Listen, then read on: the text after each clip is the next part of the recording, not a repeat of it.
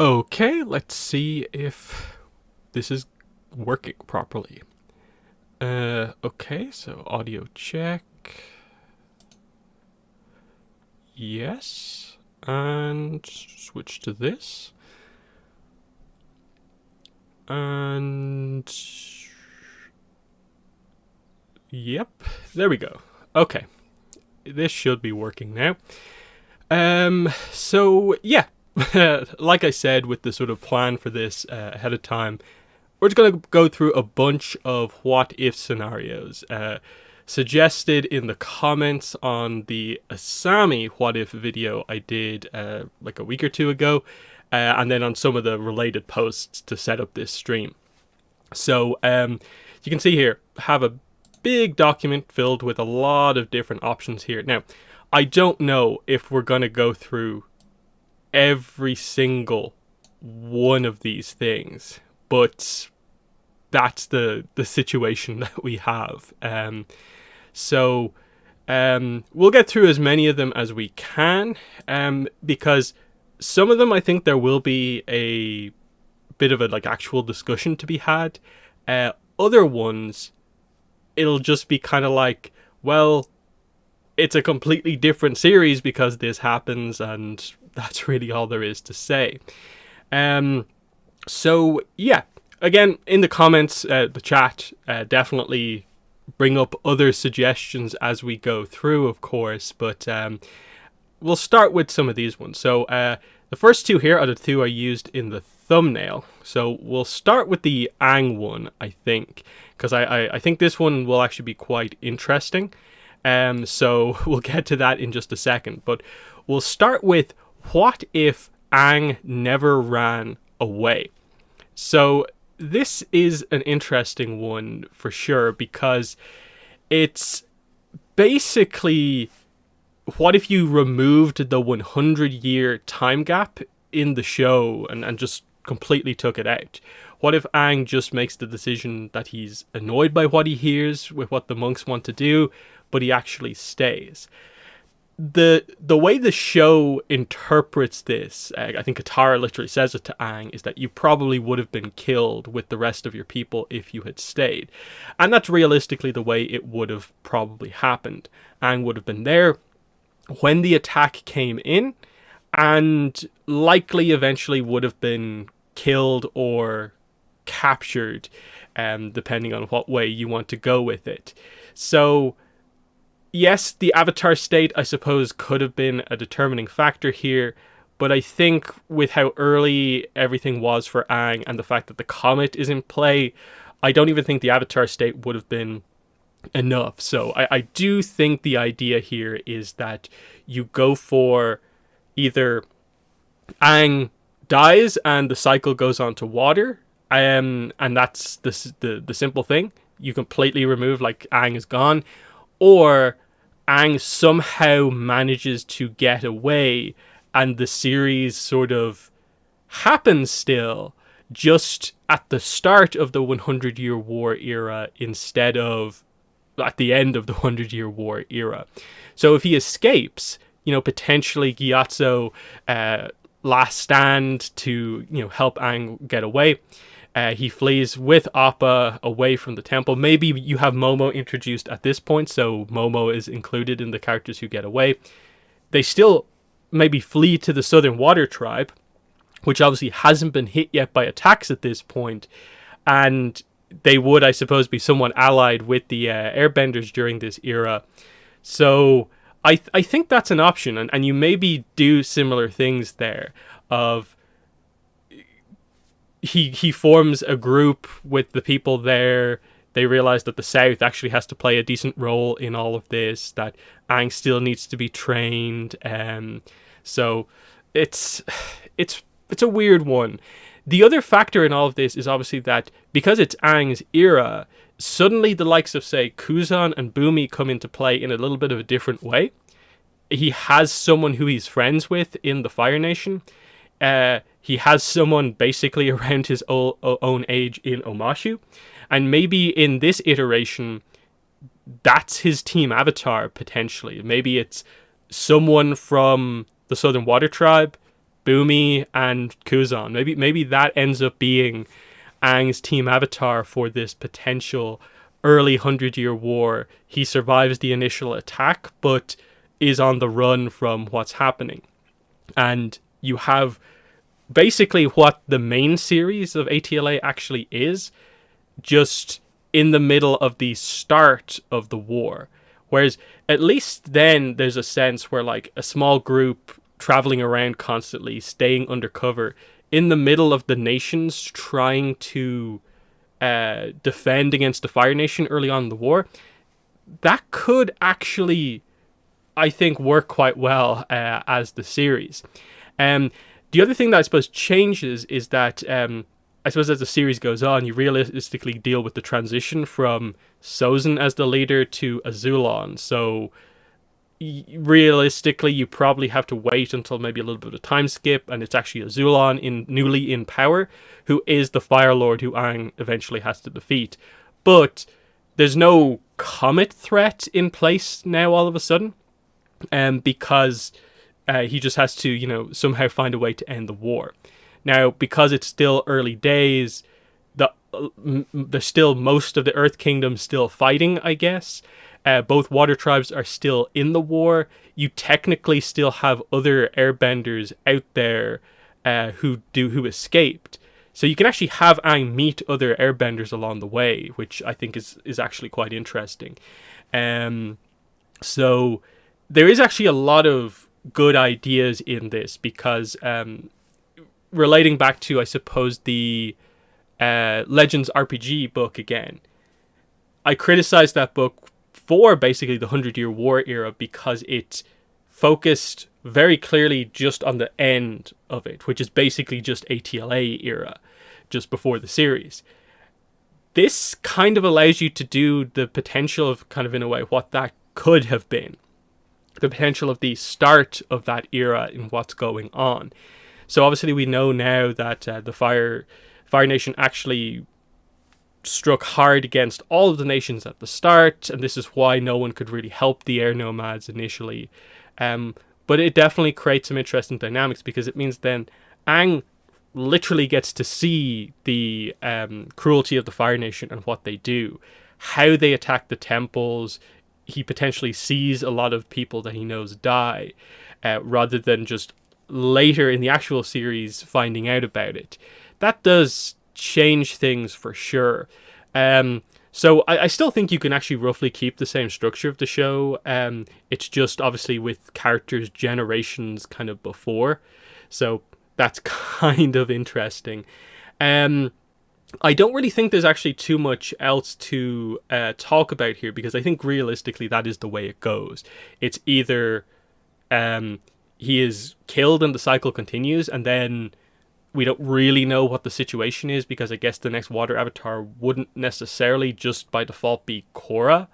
It'd be someone. So it's that, or you actually get this really interesting Aang on the run, Jedi surviving Order 66 style plot, which I think works quite well.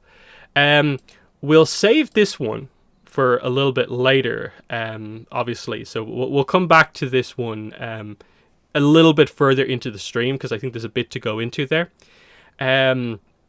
But we'll go into this one here. What if Azula woke up when Ursa visited her? So for anyone wondering what this is referring to, this is referring to the Search comic. And when Ursa was banished, basically the night she left, she went to visit, the comic reveals that she went to visit Zuko, as we saw, but she did also go to visit Azula, so highlighting that she went to see both of her children before she left. Zuko woke up, of course, and we got the never forget who you are thing. Azula didn't, and so the question is, I suppose, how would Azula's arc, in a way, have potentially changed if she was there to hear, awake to hear what her mother said to her? Because obviously it would be a direct confirmation of, okay, she's leaving both of us, but she's literally telling me that she cares about me. So when we get to the beach, and like the only real time in the series that Azula mentions Ursa, it's kind of technically a lie that she says, you know, my mother thought I was a monster, but because she knows she cares about her. I'm not necessarily sure how much this really changes things overall. It probably actually changes the way Azula is more so right at the end of the series, because she knows a little bit more that her mother did care for her before she left. It changes Azula's dynamic in the present day plot of the search. Because, yeah, like the way the plot goes is that, you know, Ozai organized this, so she either has to go to Ozai and say what's going on, and maybe she's questioning why this is happening, because she's not aware of the plot that was hatched to give Ozai the throne, but she's happy that happened. So I don't know. Interesting one. But yeah, in chat there, Powerplay, the rat out to Azulon. That would be very interesting, given that she's aware of what Azulon wanted Ozai to do, and then here this is happening. But, you know, this is one of those ones where just subtle changes in the Azula arc doesn't alter things that much. This one, it's hard to say. Maybe if this had happened, Azula would have actually talked to Ursa in the search when she had the chance, rather than leaving. But otherwise, I don't know if this is necessarily what fully changes everything. It probably just slightly alters the scenes where she does reference Ursa, but not much else. This one, someone suggested, I'm not really sure about the context to this one. What if Azula was banished in terms of, like, for doing what necessarily? Because I'm trying to always change these back in terms of, like, if this happened in canon. Like, are we saying Azula was actually the one who spoke out in the war meeting and got banished because she spoke up, like, before Zuko could say anything, and it's like a reverse? Or are we saying Azula got banished in some other way? That's what I'm not sure about. With some of these, it's kind of like that, where I'm sure when the person who wrote this down, they had an idea in their head, but the one line description of it maybe doesn't present the full story. Assuming it maybe is some sort of a situation where she for some reason got banished ahead of Zuko. It's a weird one, because obviously Ozai is maybe forced in front of everyone to have to banish his favored child, which is not something he wants to do. But if Ozai is in any way consistent as a character, he still has to, you know, punish speaking out like that. If Azula was tasked at this point with capturing the Avatar, it's interesting. She probably would be, I guess, slightly more competent at it. I don't want to criticize Zuko too much, because ultimately Zuko was highly driven to do what he could and actually had a decent crew. It's not that, like, he didn't find Aang until a certain time because of anything he did that was wrong. In fact, you wonder, like, would Azula have even maybe stayed with it long enough to get to the point where she actually, comes into contact in 101 like Zuko did? That's maybe hard to say, because I'm assuming Azula would have more people on her side to accomplish this mission than even Zuko would have. It maybe asked the question of, like, I don't think Iroh would go with her necessarily, when that would then leave Zuko with Ozai on his own. I think Iroh would want to sort of stop that. So again, not really sure what the full context was behind, like, what the aim of this one was, but interesting enough. This one, what if Lu-10 never died? So again, this is the situation. So Iroh is actually succeeding during the 600-day siege of Ba Sing Se, and I suppose on, like, day 600, instead of Lu-10 being injured and then succumbing to his wounds on that day, Iroh pulling out, and suddenly what looked like the Fire Nation about to breach Ba Sing Se suddenly being one of the bigger defeats for the Fire Nation, because Iroh leaves the battlefield and suddenly the whole battle falls apart, and suddenly the Earth Kingdom is alive to fight more. What if Lu Ten didn't actually die? And so the suggestion here is obviously that, okay, it succeeds. They already are through the outer wall, through the agrarian zone. I'm assuming the idea here is that Iroh has a good strategy to breach down the walls. He's, in his mind at this point in time, following his destiny, what he saw in his dream, and things are going well. I think the only way to really interpret this one is that, like, you have to have Iroh take Ba Sing Se, but it lead to the fall of the free world, effectively. Because if this happens, then it leaves the Northern Water Tribe and Omashu as being, like, the last, like, strongholds, effectively. Obviously, like, the warriors of the Southern Water Tribe are still around, but, like, effectively, this is the Earth Kingdom more or less taken over. And this probably, above all else, like, would absolutely solidify Iroh in as next Fire Lord. The fact that he succeeded at taking Ba Sing Se.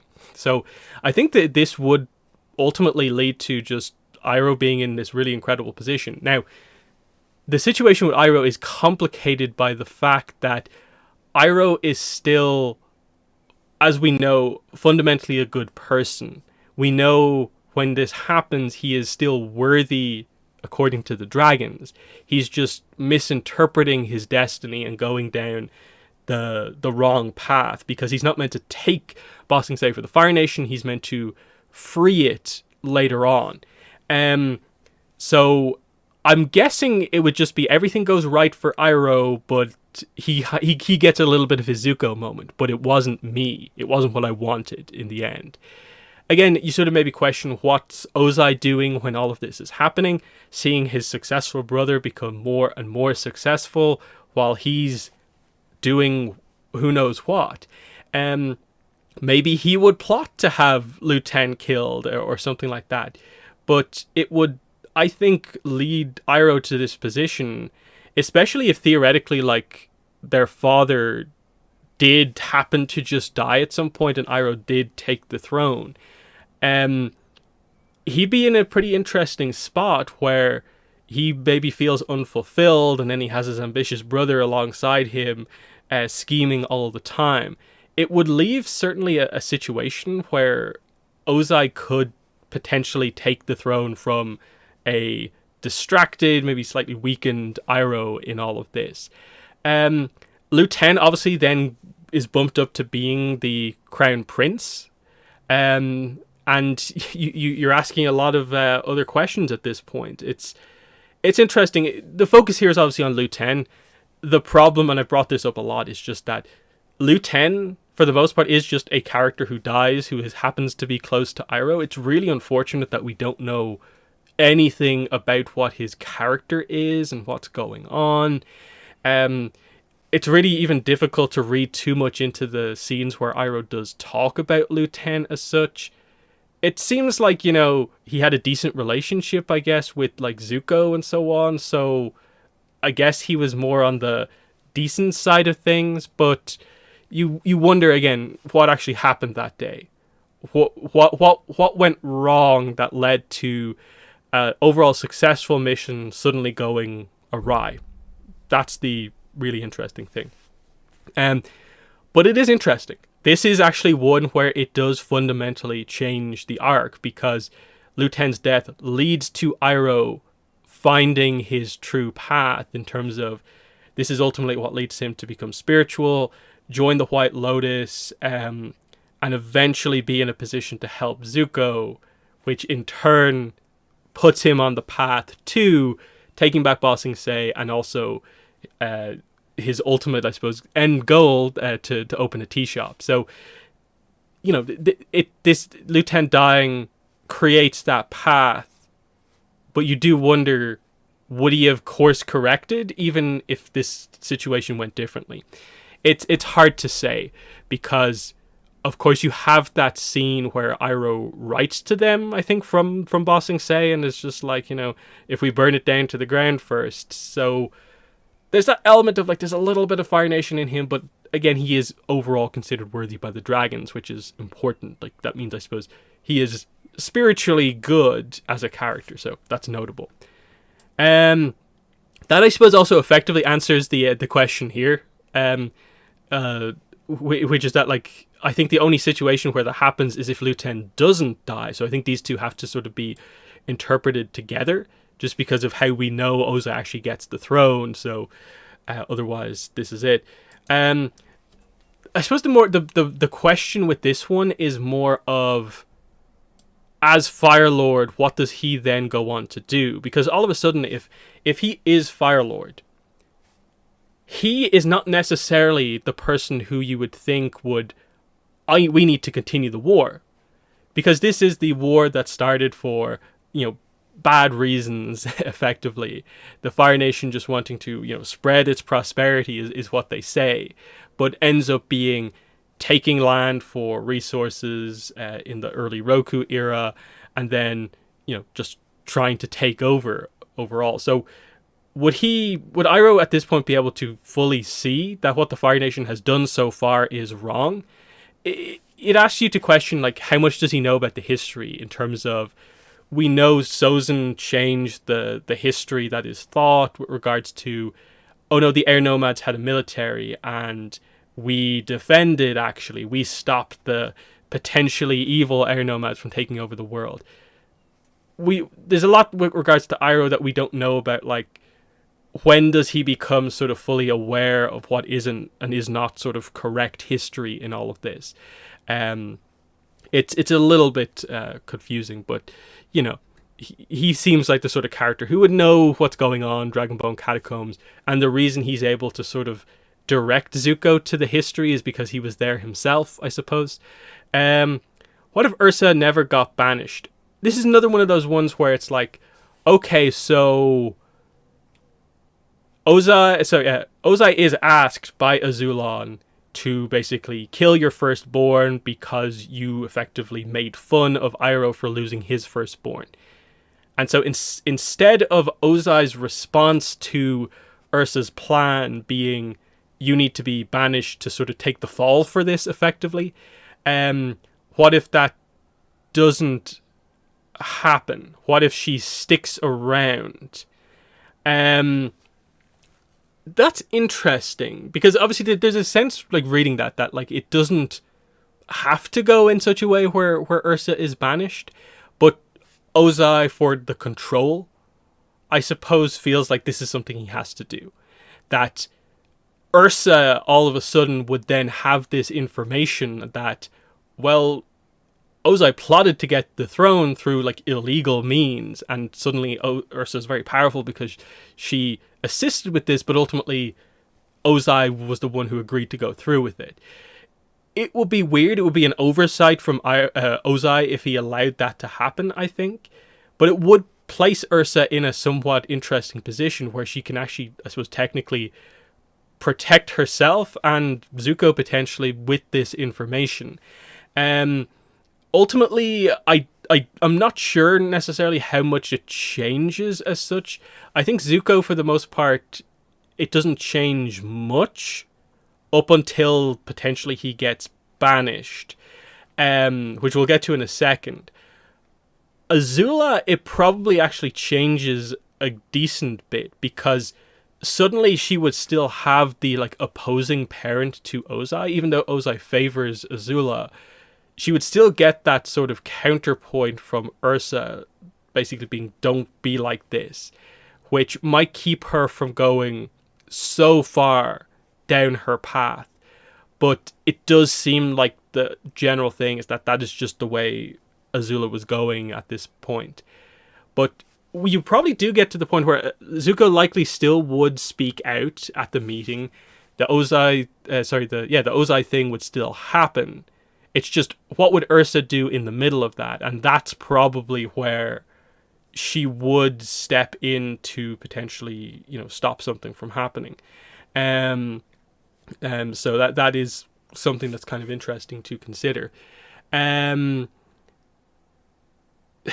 it's it's tough. Like in the chat there, there's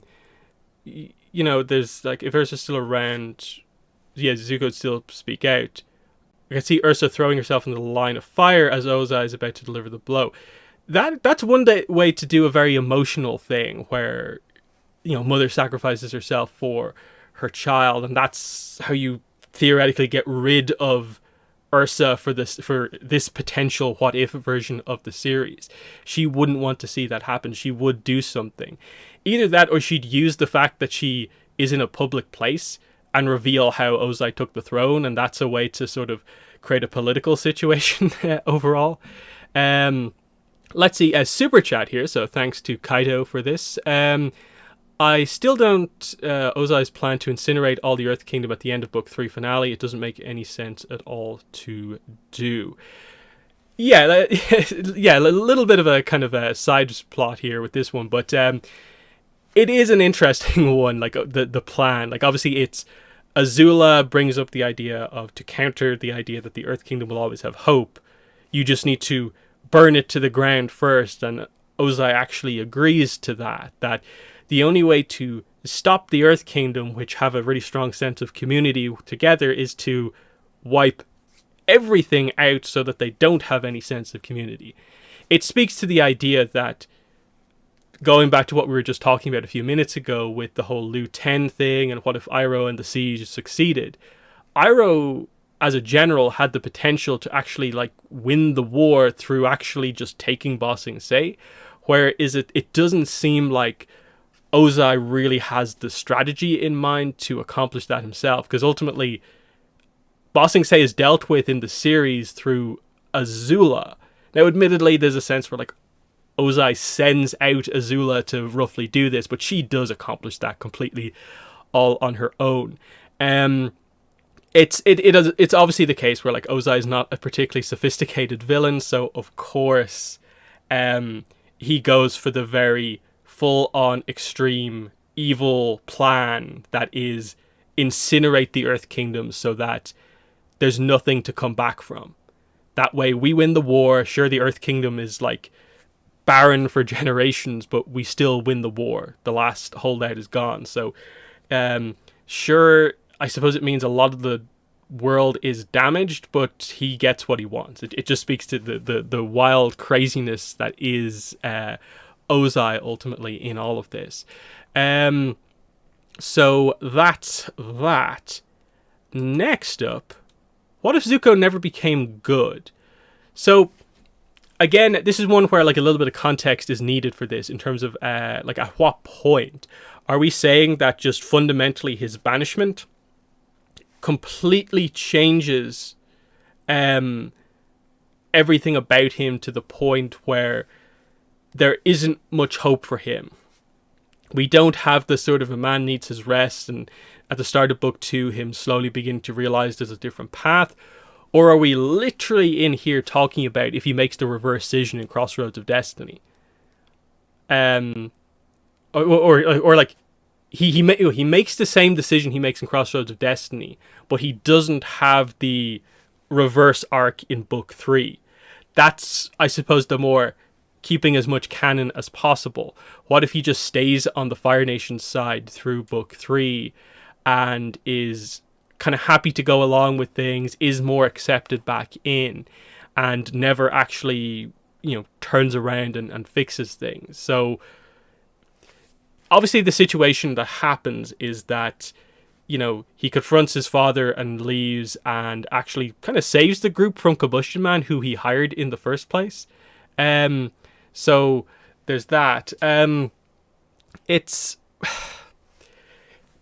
an interesting one to consider, in that, like, if he doesn't show up, do the group actually get defeated by Combustion Man potentially at the Air Temple? Aang has to find someone else to do firebending, and when it comes to the final battle, suddenly Zuko is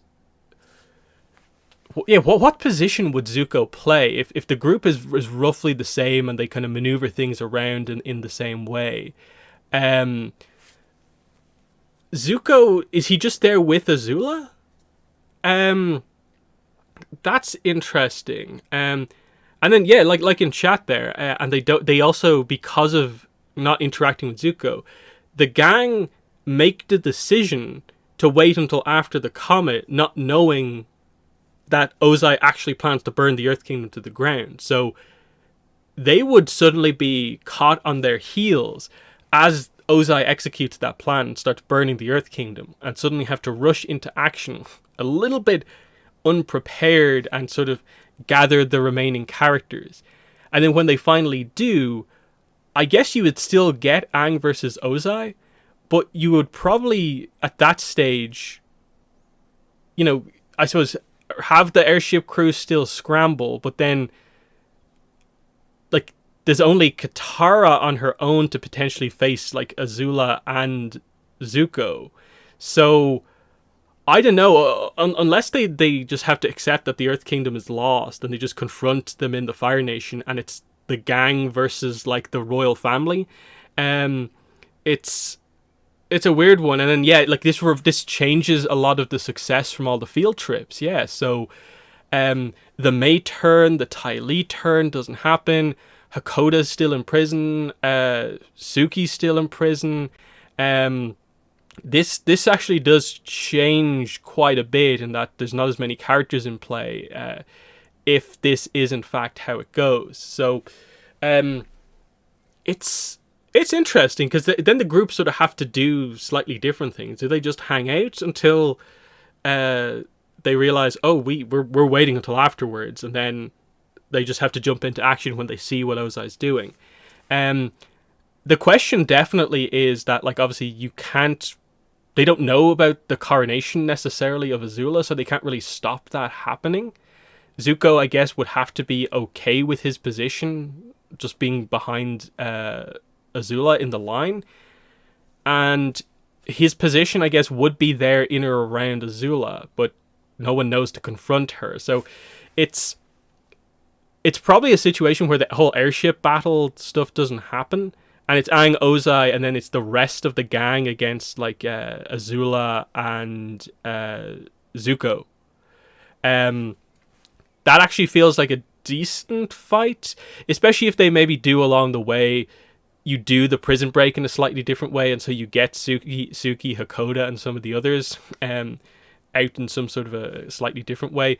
And then you also maybe can factor in that because you're maybe missing some of the main characters, you can actually include some of the characters that they sort of, like, let run away in, like, what was it, 16 Southern Raiders, the, like, Haru, Teo, the Duke.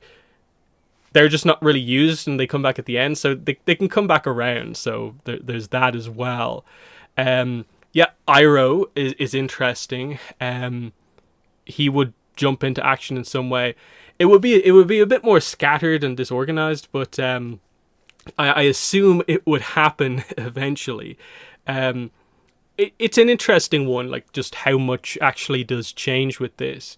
If Zuko never decides to have the I'll join the group arc in book 3. So, interesting. What if Toph got her field trip with Zuko? So, the way the show does it, obviously, it's like, oh, I don't get a field trip with Zuko, but her field trip is more or less sort of meant to be viewed as the little conversation they have in Ember Island Players, where Toph basically talks about her interaction with Iroh to Zuko, and the fact that she now realizes Iroh was talking about Zuko. So that's, I suppose, in canon what their quote-unquote field trip was meant to be. But if they actually had, like, a proper episode where these two borrow Appa and go somewhere, what would it be? I'm assuming this is where you do potentially something with their parents. That if Zuko is willing to help Katara explore what happened to her mother, this is some way for, like, Zuko to be like, okay, I'll help you find your parents to see what's happening with them. Because obviously at this point, like, most of the Earth Kingdom has fallen, and there's not a lot of holdouts, and so where are the Beifongs during everything that's going on? Did Hawkeye get there? There's a lot of stuff that isn't necessarily resolved and so on. I based on what we know, like, Poppy leaves Lao at this point, or does that happen later? I forget, because there's obviously the year time gap that happens at the start of the Promise.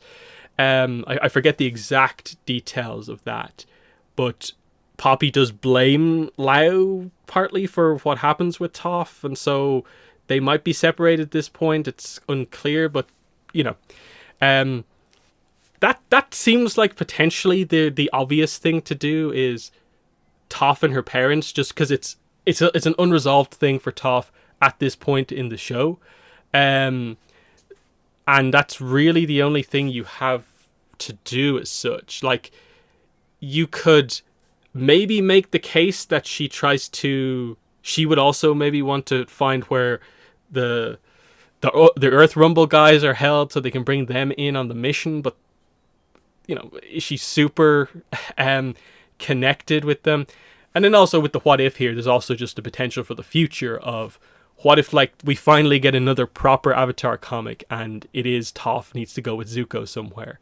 Well, there's obviously, we haven't seen Poppy in a while. We haven't come back to her in the whole time, so there's that to do, help with that. It's awkward because, like, Toph has a lot going on ultimately in the comics with it being involved in the Earth and Fire Industries, and Cranefish, her academy. When do you really get a chance for Zuko and Toph to meet up again to do something?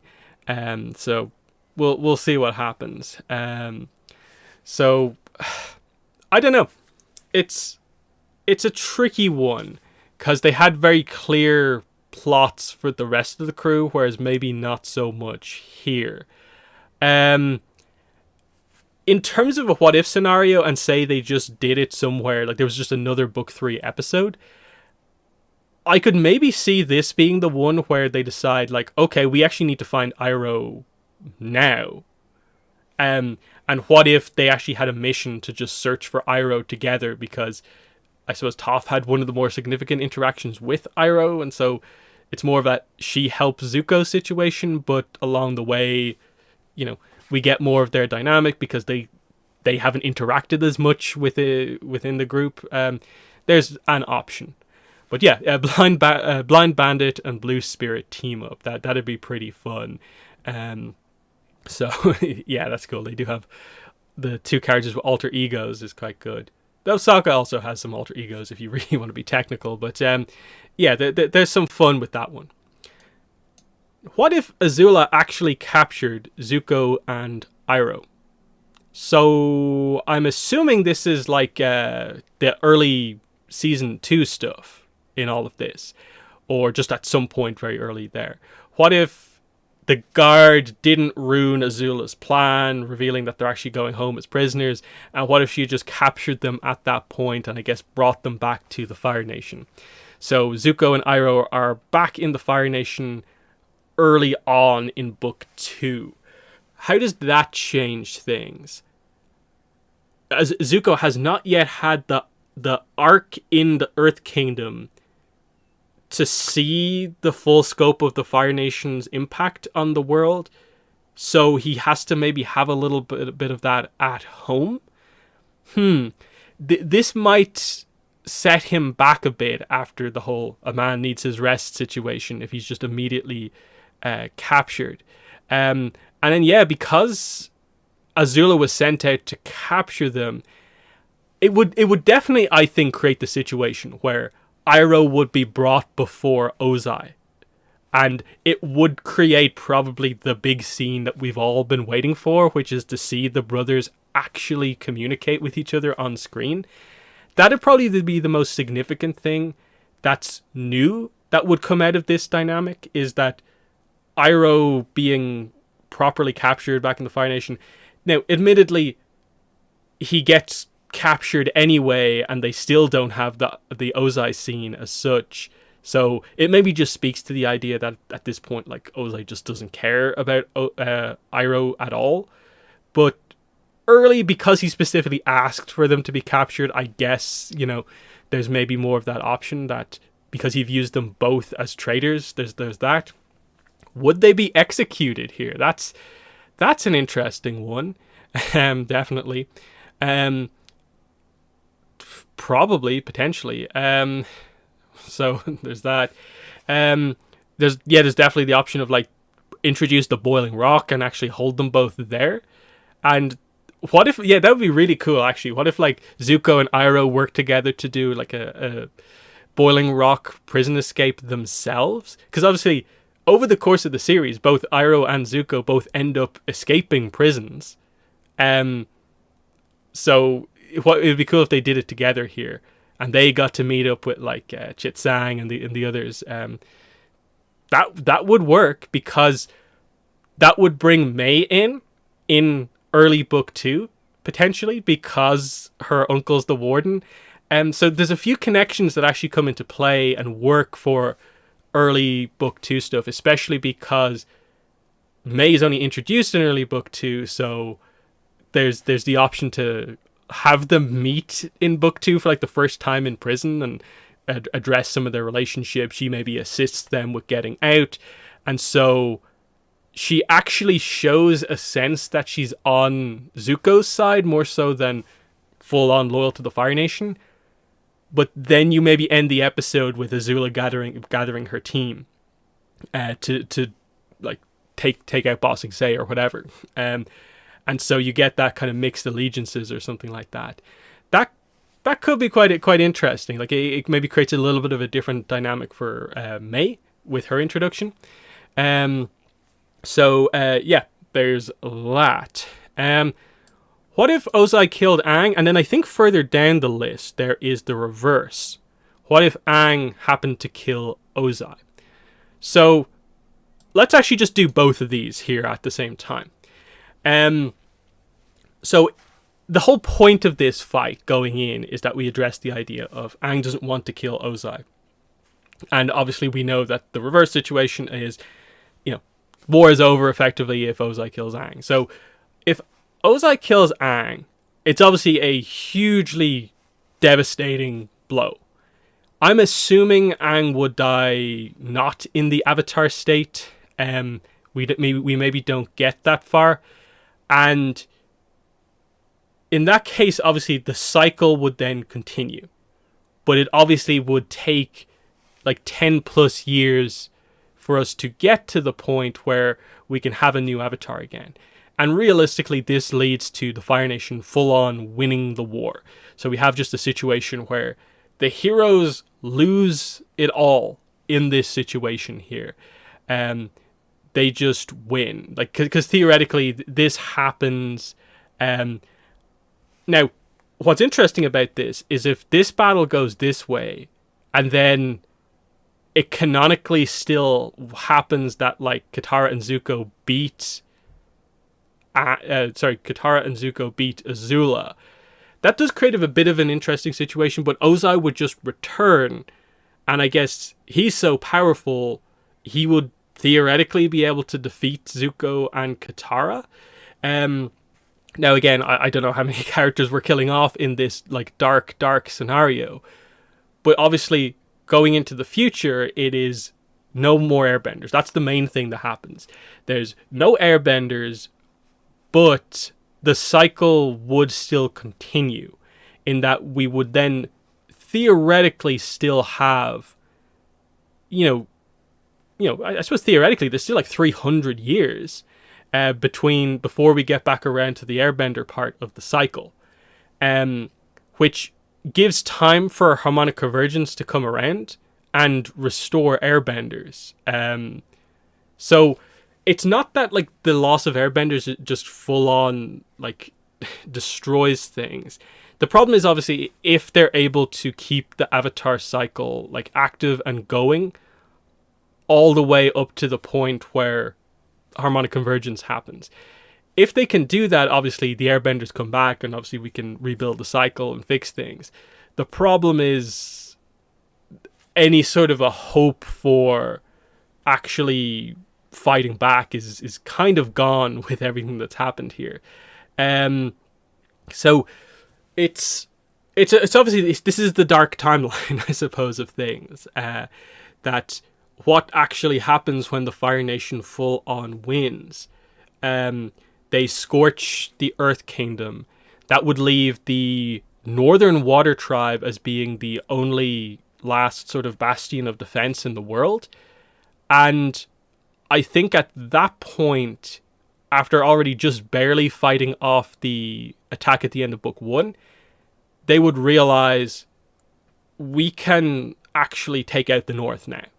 And once they've done that, all that's left is the scattered couple of like key characters who are still left alive, and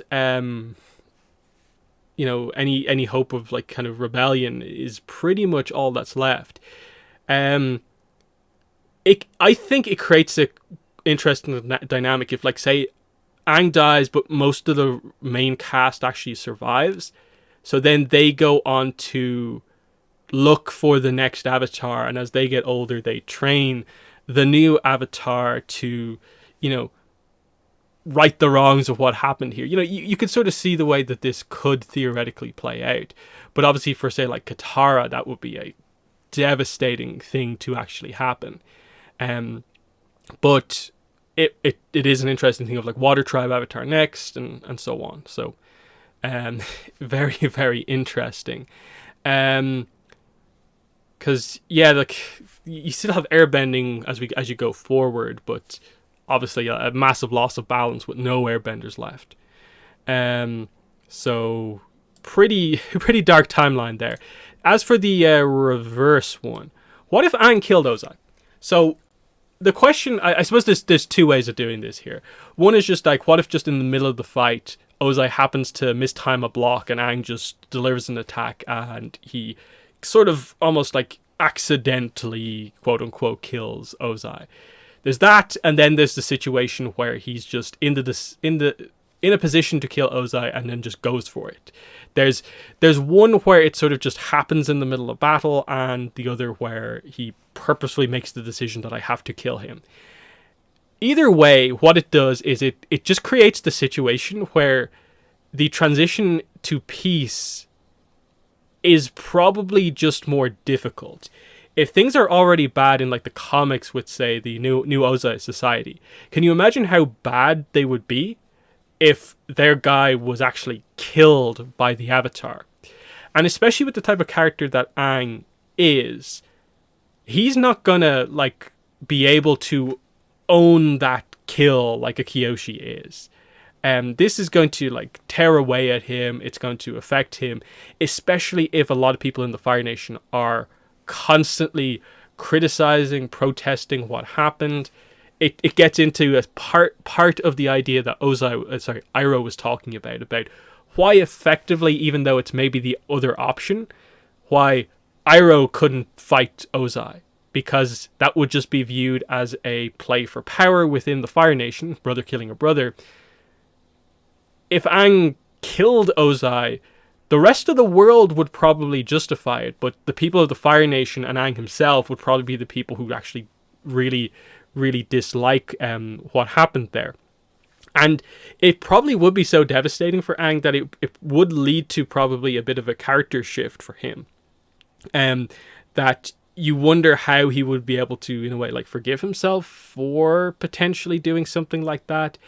It really all depends on how they do it, because if Aang kills Ozai, it's very difficult to imagine a lot of the epilogue scenes that we actually get happening in the way that they do happen, of like Aang and Zuko hugging, the announcement there in front of everyone that like we're going to go into an era of peace after you sort of achieved this by, you know, killing someone, and it's like I'm not sure. That's why it works perfectly how Aang is actually able to take out Ozai by, you know, actually, you know, he defeats him in combat ultimately, but he removes his bending. So he takes away the thing that actually gives Ozai the power to kind of hurt other people, and then just imprisons him. Ozai's in prison after this. So that works, so and so on. So there's that. And then Kelsong is being brought up in the chat here, which is quite interesting, that he was shunned by the air nomads for effectively killing people to, stop bandits and pirates and so on. The difference with Aang is that because he is the last airbender, the only one who's going to shun him is really himself. Because all the past air nomad avatars, I guess, are roughly going to have a similar take on that to Yang Chen, where they're ultimately like, no, you were sort of correct because your duty as the avatar is to the world, not necessarily just to the ideals of the air nomads. So it would be all on Aang, and just because he is the last airbender, that the only one left wasn't able to keep their ideals in play. And so going forward, it would be difficult for him to maybe like teach Tenzin about, peace, pacifism, when it's going to be the most notable point in history for like all of the rest of time that Aang killed Ozai to end the war. Yet he's trying to bring back the air nomads, and they're all about peace and respecting life. It's a tricky situation, but obviously the complication is literally just because Aang is the avatar. He's not just an air nomad; he is the avatar as well. So that's why that decision is so complicated, and it's always frustrating, I think, when you see people question it, that like it's so unrealistic that Aang doesn't just go for the kill, when there's more riding on it than you think, because after the fight, Aang is going to be the leader of his people who have these ideals, who have been wiped out. So him sticking to them actually means something. So that's probably the main thing with this. So we're about an hour in at this point. I'll just put a marker on this. I'll just quickly make it bigger so I know that that's our break point. But we'll go back up and do this one. So there's basically been no Korra one, so it's good to switch over and do a Korra one at this point. The big one. This is the one I was probably the most excited from to talk about, because it gets brought up so much. When this was a theoretical idea in Korra Book 3, people really did freak out about this idea of this like dark Korra, the light avatar but raised to be dark. How would this go? And this is super fascinating, because this is a situation we were told about, and this is reversing that situation. So the kidnapping attempt happened when Korra was like 4 or 5 years old. So it happens very shortly after the events of like, I'm the avatar, you got to deal with it, and friends for life, I guess. So Unalaq orders Zahir, who at this point is a non-bender, Minghua, Pali, and Ghazan, to attack where Korra lives, the compound, if it's even all there at this point. I'm pretty sure the compound is built in response to this, so theoretically she's just being trained in normal in the Southern Water Tribe capital, Wolf Cove. So the Red Lotus attack. Korra is defended by her father, Tonraq, Sokka, Zuko, and Tenzin. So it's this huge like 4-on-4 fight. Now, again, theoretically, there's probably also Order of the White Lotus guards here. Potentially, maybe 1 or 2. Again, they don't have the full compound, so it's unlikely that they had tons of people there. But maybe 1 or 2, just because she was discovered as the Avatar. So, big fight. Ultimately, we're not told exactly how this fight goes, but I guess our hero characters actually win, which is why Korra isn't kidnapped. Now, we don't know if anyone was killed. The only real question in all of this, in terms of canonically how it takes place, is this the event where Sokka dies? I'm pretty sure if it was, they would have said it, so I'm going to assume that Sokka survived this attack and wasn't killed. Otherwise, they absolutely would have told us. Now, we're reversing this here to make it so that the kidnap is actually a success. So this is what's very interesting about this, because this means they have to win the fight, and we know that these characters are willing to kill. So the question here in all of this is, do you kill off any of Sokka, Tenzin, Tonraq, or Zuko? For the sake of the character arc, I think you probably don't kill off Tonraq, because I think you need Korra's family alive to create the potential Korra turns from the Red Lotus back to the good side arc, and you need the family members around. Unless you want to have Tonraq die here and really emphasize Senna as a character going forward, which is absolutely valid, but I think you probably want both of them. Tenzin, you also probably don't want to kill. The timeline with this is that this is...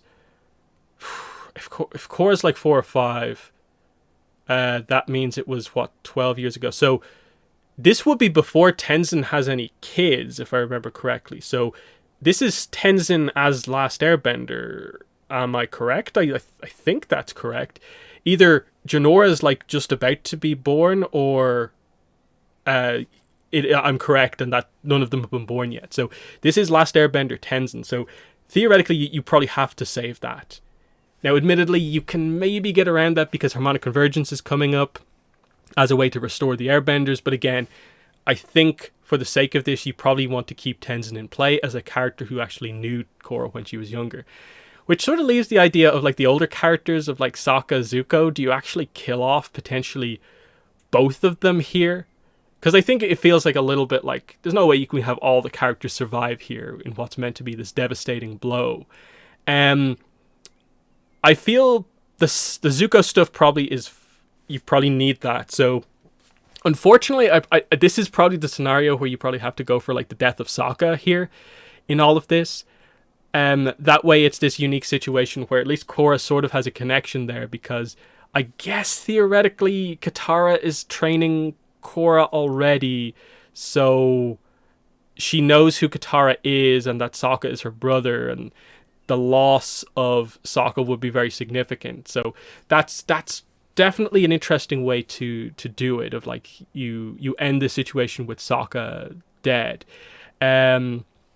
So let's see, super chat again, thank you for that, from Kaito. Wouldn't Korra's past lives prevent Korra from being evil and to only bring balance to the world as her duty as the Avatar? So yeah, this is an interesting point in all of this that we're ultimately going to have to address. So Korra's kidnapped, trained by the Red Lotus to basically support the idea of like Vatu ascendancy. But how does that work when Korra literally has the spirit of light and peace inside of her? Now, based on all of the evidence that we have from just seeing the avatars in action, it doesn't seem to be the case that the past lives or Rava specifically direct the avatar to be good as such. Because otherwise you get the sense where like some of the avatars who have slightly rougher like paths, stories, upbringings, take things in a slight darker direction.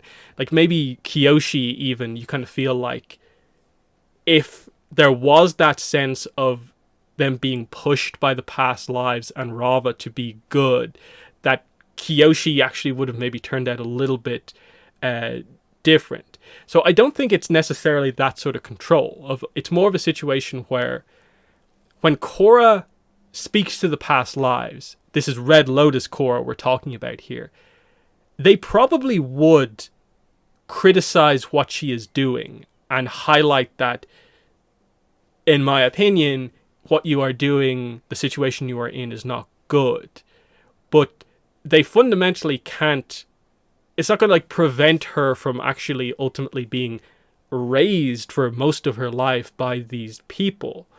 So there's that. And then yeah, Karuk is another example of like very dark path. And if there's any avatar, I suppose, who would have been maybe forced more by Rava and past lives to just shift things into slightly more the right direction, it would have been him.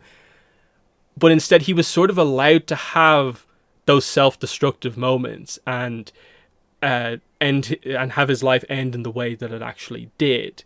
So the Avatar state is a literal, like, you are about to die, here's the last ditch, all power attack thing to end it. The past lives can take over. This is where, like, it's that the possession Avatar state thing, the thing that we only see happen with Roku in 108 and Kyoshi in 20. Oh god, why am I forgetting which one this is? 205. Avatar Day. I always mix up which one is which. Yeah. 205 is Avatar Day. 206 is Blind Bandit, I think. Anyway. So there's that. That's an interesting one in that seems to be another Avatar taking control, but it's also the power of the Avatar that is used the least. Like it like never really comes up. In chat there, it's brought up there, Roku in 116. That one is kind of like slightly different again because Aang, it feels like Aang is aware and literally turns into the character in the other instances, but that just seems to be like almost on this like other plane. Aang is just listening to Zhang talk in front of him, and then separately to that, like overlaid almost on top of Aang at the same time, Roku communicates to Zhang. So I don't even know if that's meant to be the same situation as such, because like it's effectively like Avatar state, like Aang doesn't really feel any sense that like a possession has taken place in that situation. It's weird, they're slightly inconsistent with that stuff. But my point in all of this is that I'm leaning towards the idea that even that ability, the Roku possession of Aang to get him out of that situation, can't just happen full on against the Avatar's will. So Korra would be allowed to go full on down the Red Lotus path because she's only 4 or 5 years old at this point. So she's obviously been raised to be most of the character that we know her as, but it's still very, very young, and it is most of her childhood that we're talking about here, being raised by the Red Lotus to have this very different view on things, which is more about chaos and ultimately wanting to support Vaatu. Now, the question, I suppose, I want to hear what your guys' thoughts are on this in chat, is, okay, the kidnap is a success. She's brought back to base, wherever that is. Unalaq is informed that this is the case. What happens from here on out? We're assuming all the characters haven't died. Maybe Sokka is the one character who has died. But otherwise, all those characters are still alive and in play. They would search for Korra, but the idea is obviously they don't find her. And it's not until she comes out into the open again as the Avatar, as the Red Lotus Avatar, that the other characters are aware of what's been going on all of this time. Is she just trained in secret for like the next 13 years? Which then gets into the sort of training and how it happens. So obviously you have the really good stuff here, which is that she is trained by a unique and powerful earthbender and a unique and powerful firebender, which is a contrast to whoever her earthbending and firebending teachers, which is just that, I guess, Order of the White Lotus guys, I guess. So there's that. But I think she would have, like, obviously the problem is going to be airbending. Theoretically, and people always make the point that Zahir can teach her airbending. And there's a bit of a discussion to be had here. We'll get into it. That's fine. I think the waterbending, I guess, is sort of equivalent because she loses getting trained by Katara, obviously the ideal waterbending teacher. But she gains being trained by a combination of, I guess, Unalaq and Minghua, which is very, very good. That's no real downgrade for the most part. Katara maybe offers a bit more variety and stuff like that. It would maybe mean she doesn't have healing potentially, but she would have spirit bending straight off the bat, I guess, which is interesting. The airbending is weird because, again, it's not until later on that harmonic convergence happens, and Zahir is an airbender. So we know you can train someone even if like you don't have the bending yourself, because like Lo and Lee helped to train Azula to some degree. We don't know the scope of that, but you can train just by looking at like pictures and stuff like that. And if she learns the other elements, again, the idea is that someone who understands the culture to some degree can get her to the point where she learns it, especially with the Red Lotus, where the idea would seem to be that she would get the spiritual training that she doesn't get the way things are done normally, because Zahir is spiritual, Unalaq is spiritual, and that's not really a problem here. And so once she has that down, all of a sudden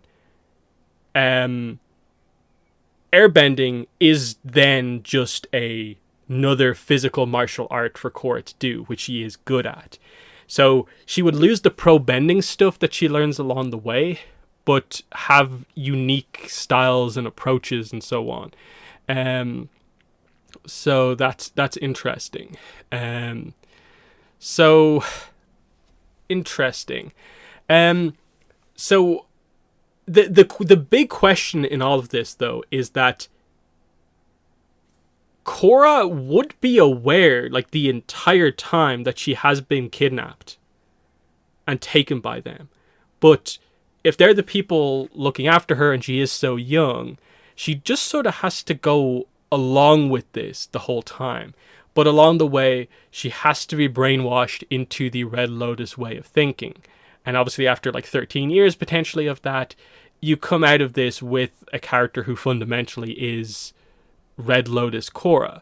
Now, again, it's about how much she remembers. You know, is she asleep when all of this happens? When she wakes up in the middle of it, how much does she actually see or not? Do they do anything in all of this to sort of manipulate her, to lie to her about certain things that have and have not happened? Because fundamentally, it's going to be difficult to like convince her that like, these people aren't your parents, I'm actually your parent. That's not going to happen. But, you know, there's all that sort of stuff, which creates an interesting dynamic that when they finally have to make her public as the Avatar, she theoretically can meet a lot of these people. Zuko's still out there. Tenzin is still out there. Her father, her mother are still out there. And that's going to change things fundamentally when that happens. Now, what fundamentally completely changes is that, I guess, some stuff still happens. Like, Amon, the whole equalist thing, still happens in the city. It's just that the Avatar wouldn't be there, or if she gets involved as the Red Lotus Avatar, it's unclear like what exact way that they would want things to go, because they are fundamentally a group of mostly benders, and would they rely on that chaos to get rid of other stuff or whatever, or would they just completely stay out of that? They're like, Korra, you don't need to get involved in this. We're going to wait until harmonic convergence is coming, because that's what we're about here. And this is the most interesting thing in all of this, is harmonic convergence arrives. The Avatar is on their side, so Korra just opens up both of the portals, no problem. No one is really aware that this is necessarily the goal of any particular group or anything like that.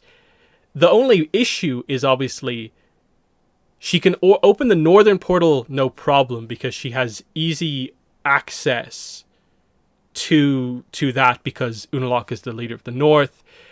The southern portal is interesting because they have to get her there while avoiding a lot of the people who would be around the south. and memories of living here would naturally come up. So there's a bit of a situation about like, okay, that's your way to open the door to the plot, that for Unalaq's plan to work, the whole Vaatu thing, both portals do need to be opened. Now, obviously, they can go into the northern portal and just open the southern portal from the other side, so she never actually has to go through the South Pole. But, you know, it's there. The option is there for her to like be this close to the southern portal and the South Pole. Then, in terms of like the complexity of what's happening here, so you still have Vaatu versus Rava for the fate of the world. The idea is that is just like an intrinsic battle that has to happen. Now, again, as is brought up in chat there, Unalaq is the only one who wants the Dark Avatar plan. Zahir and the rest of the Red Lotus are still ultimately supporters of Chaos and Vaatu. It's just that the rest of the Red Lotus don't agree with the Dark Avatar plan. That was never in the cards. So, with everyone there, I'm assuming Unalaq would not feel the need to go ahead with the Dark Avatar plan because they have the Avatar on their side. So, with Korra there, Korra does not feel the need to fight Vaatu. So, what actually happens? Because they're meant, the idea is that they're meant to fight, so they both get like empowered during this situation. But I'm guessing the inaction of Korra would just cause Vaatu to grow because he can just spread his influence around and grow and grow and grow. And so that immediately creates the era of chaos, and the harmonic convergence just ends with, because they don't have to like fully, like, they talk about the idea of that they can quote unquote destroy each other, but they're always reborn again. But do they ever fully state that the battle has to end in that way? No, it doesn't. So there's there's a lot of complexities going on here, but assuming the portals get opened, and they go ahead with this because they want Vaatu freed because they're the Red Lotus. Vaatu, would still want to fight Rava, but because he is allied with Unalaq, I'm assuming Unalaq would be like, wait. Vaatu, you don't actually need to fight Rava. I know you hate Rava and so on, but Korra's on our side. It's better that the two of us are just in action. That this way we have your biggest enemy on our side, and you're free to do whatever you want. It would create a bit of an interesting situation. It might be a little bit of a issue that the Red Lotus are trying to like say, no, Korra can be used effectively, but Vaatu literally just because of the dynamic wants to fight.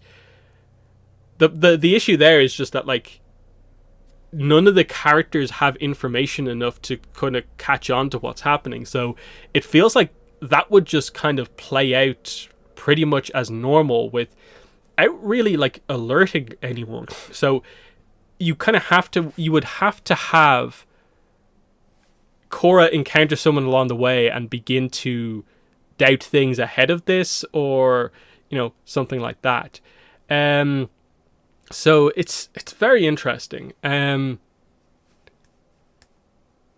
find it hard to think that Rava would just be passive in all of this. She would have some influence over Korra.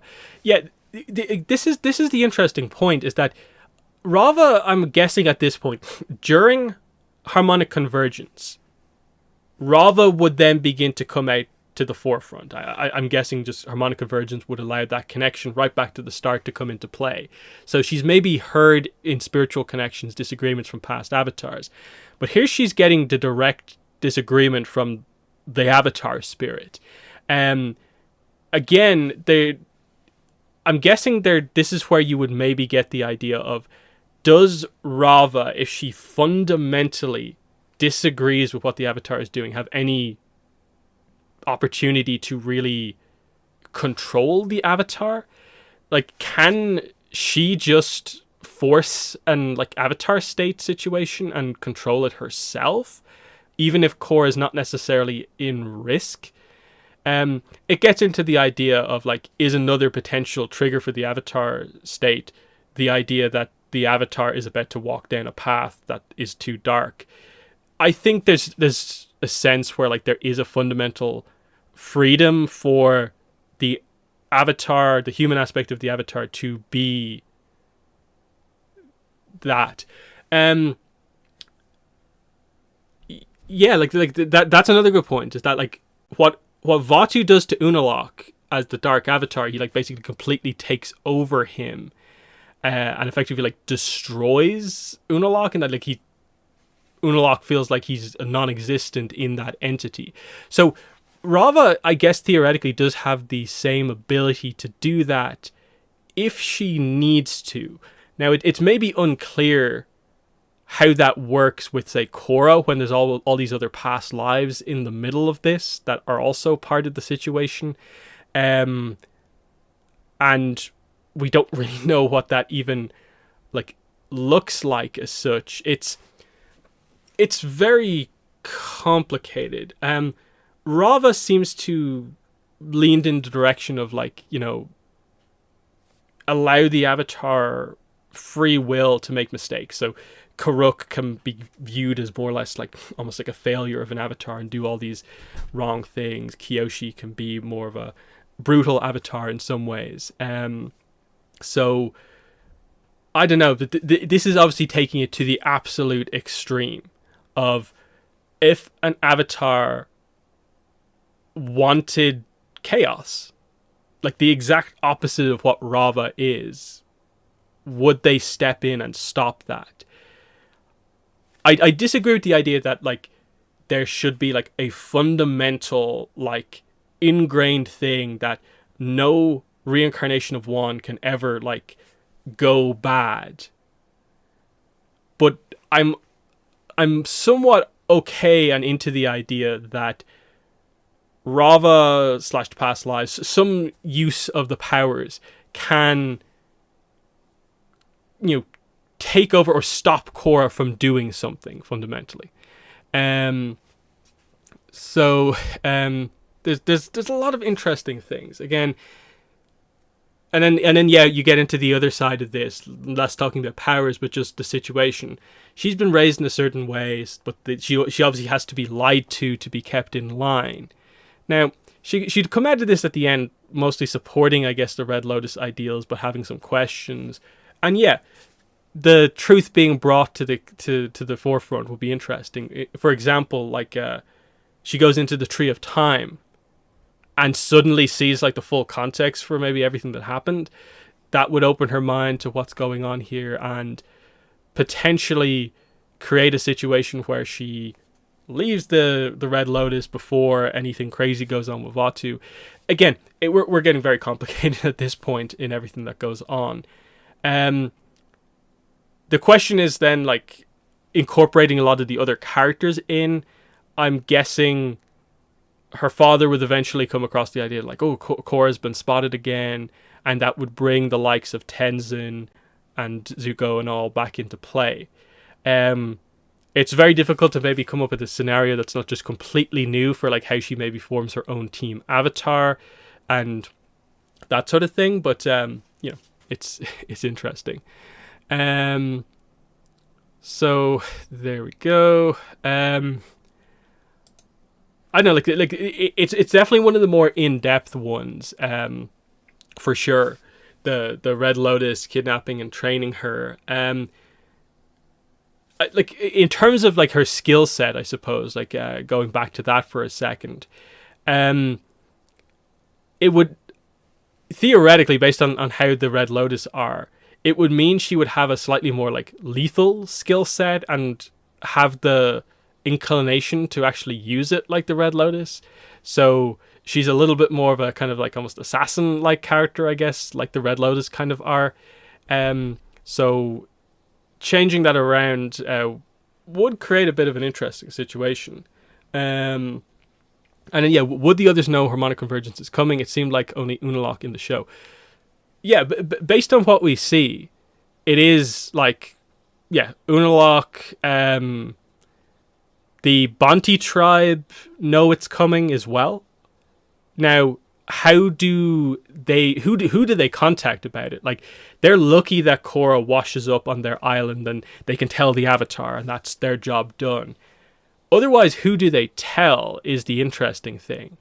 Like, especially if the Avatar is kind of missing, been kidnapped all these years ago. What would they actually move to do in that situation? Because they'd have to know that that's a pretty dangerous situation of, like, going into harmonic convergence with no information on where the current Avatar is or what's going on with the Avatar.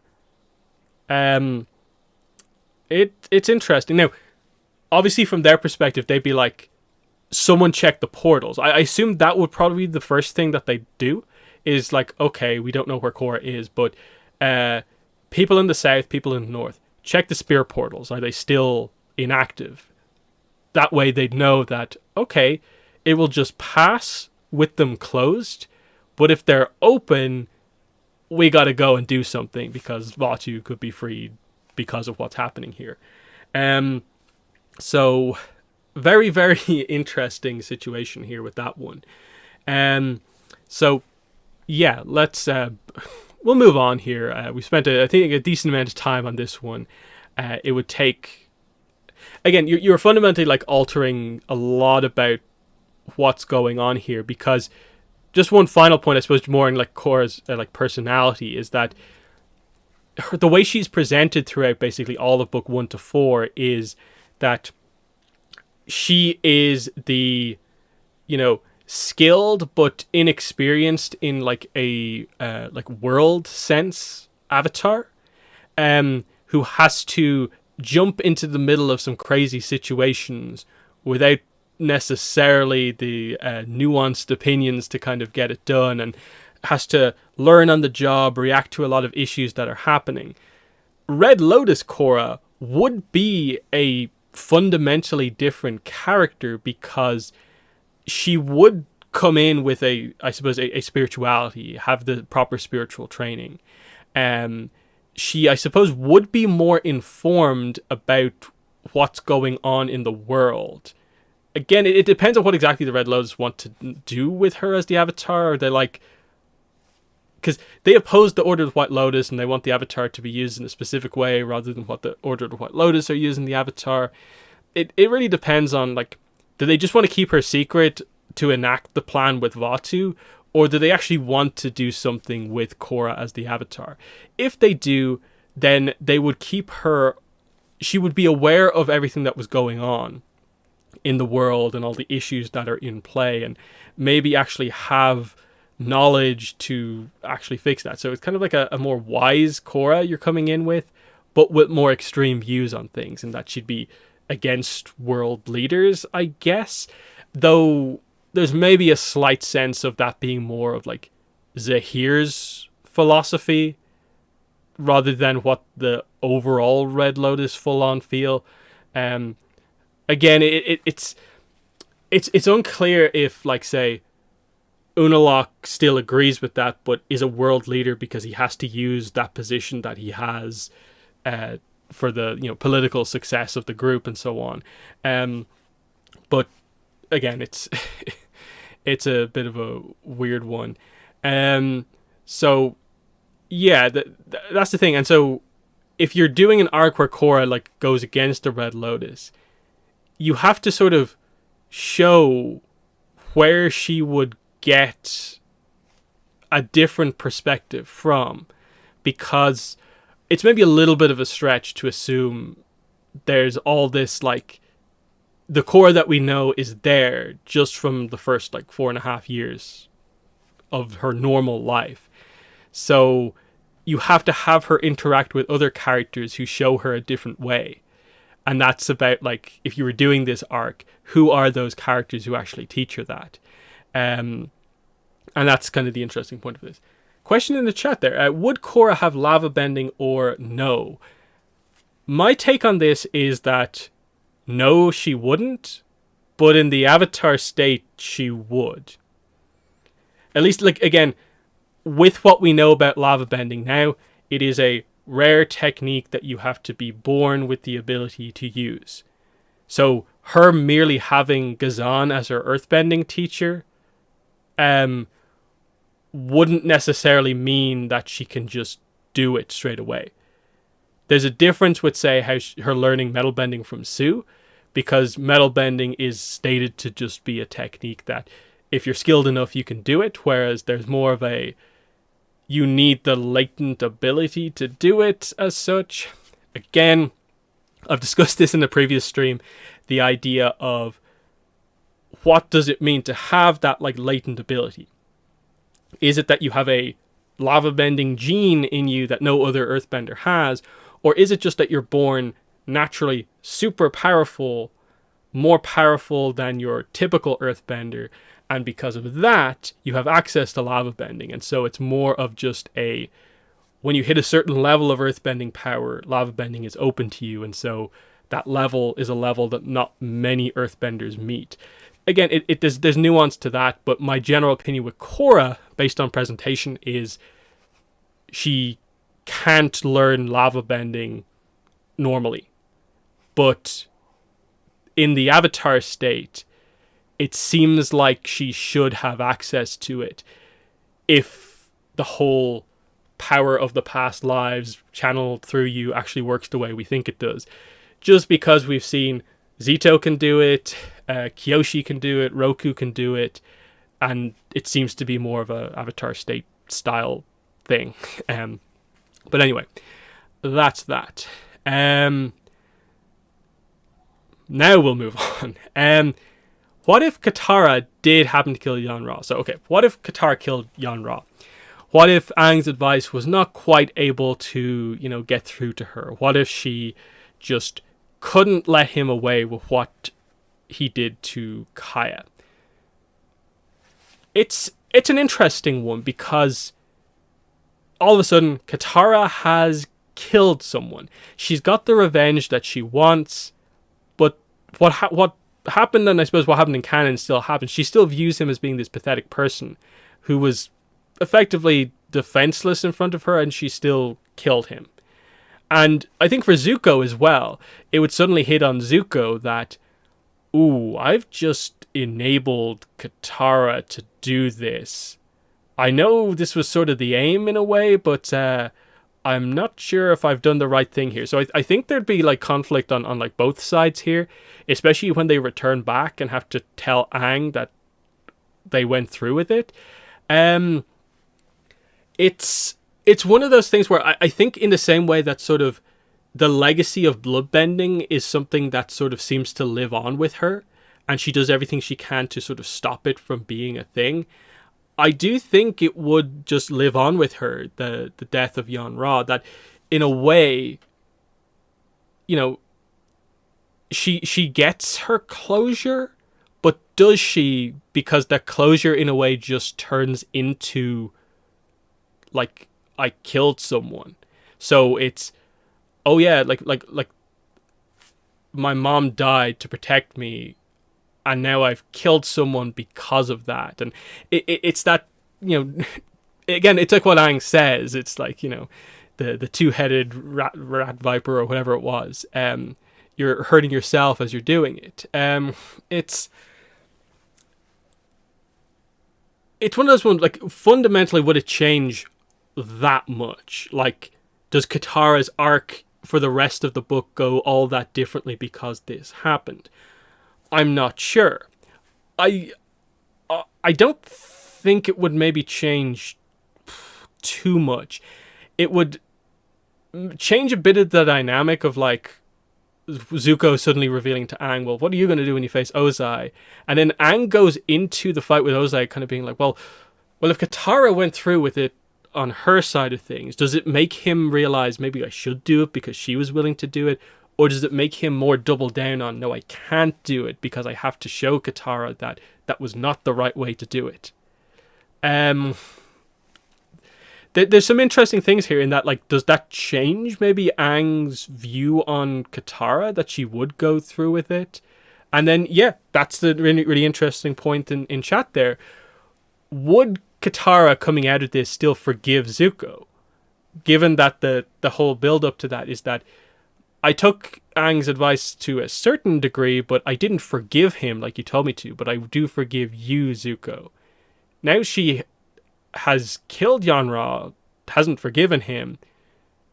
It feels a little bit weird for, like, the hug, I forgive you, happy, you like, helped me in this killing of someone situation. It makes that maybe tonally a little bit different, in that you can't have that scene maybe happen in the exact same way. I think it would definitely create tension within the group, like, because you have to factor in, like, Sokka was also sort of more on Aang's side than he was Katara's, so Sokka would definitely feel a bit weird about, like, his sister coming back and being like, oh, you killed someone, you killed him. I assume he'd be very just more concerned for, like, are you okay after doing this? But he would deep down be also concerned about it. So, I don't know how much it would, like, super change things. Like, Katara, would Katara split from the group, suggested in chat there.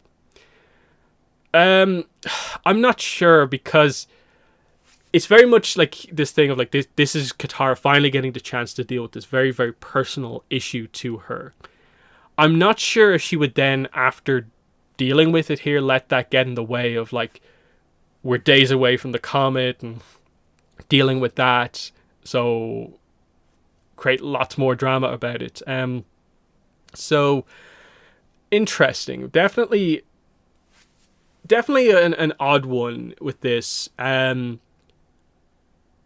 Especially because in the fight with Azula, ultimately Katara spares Azula and doesn't, like, kill her. She just, like, contains her. Again, this gets into the idea of, for the most part, characters aren't really killing each other in Avatar, because it's not that sort of show unless they build up the tone in a certain way. But if Katara has killed someone going into that fight with Azula, maybe she is willing to go a little bit further. I don't know. Interesting situation, definitely, but I'm not sure how much more that really happens here, because I think Katara is emotionally, strong in that way, so I don't think she would let it break her, but I think it would be something that she would feel that she almost needs to be better consistently going forward because of that, in a way that, like, it's always something that she has to, like, it's weird because obviously she's sort of, like, justified to do it, but because of, like, I suppose the damage in the way she's done to herself doing it, like, she would have to constantly try to just do things in a better way and move past it in some way. It's tricky. So there's this. What if Yue never became the moon spirit? Well, I guess waterbending's gone is basically the answer here. If she doesn't give her life force back over and effectively revive, become the moon spirit, we don't have waterbending, and that, I suppose, what exactly happens here? I guess the Fire Nation take over. Because Aang still does the thing with the ocean spirit. Like,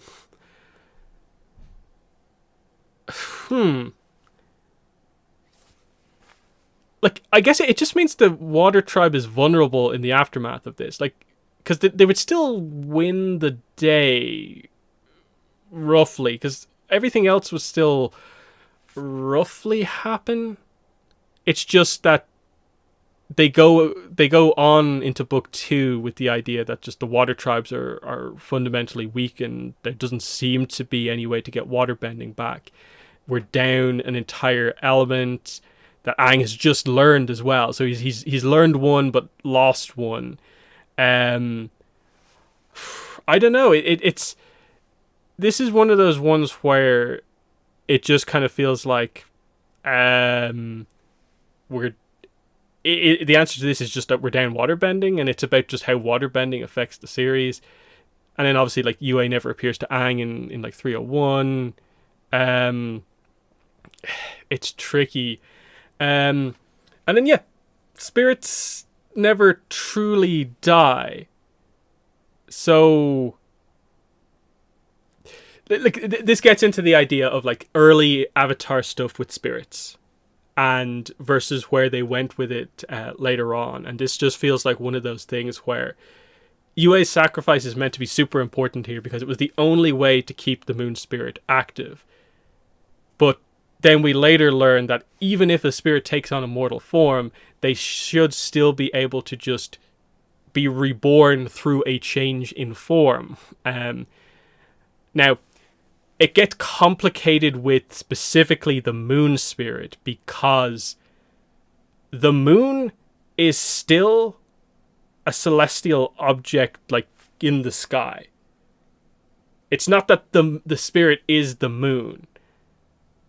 But the way Avatar does its lore, they try to basically apply the idea that without the moon spirit, the moon doesn't have the effect on water on the planet that it otherwise would. This is where it's weird because we don't actually know what the connection is between the moon spirit, and the moon, like the object, really. Because it means that there is suddenly this connection to this celestial object, a moon, and a spirit. And this is connected to the entire aspect of what waterbending is in its entirety. How? What? Why? Especially when like it's not really the case with any of the other elements apart from firebending. Obviously the idea that it can be turned off through, the sun being blocked, and it brings up the idea of like the whole sun spirit thing. Is there actually a sun spirit? That's key in this as well. And then similarly for the other elements, is there an earth spirit, or a literal spirit of the planet?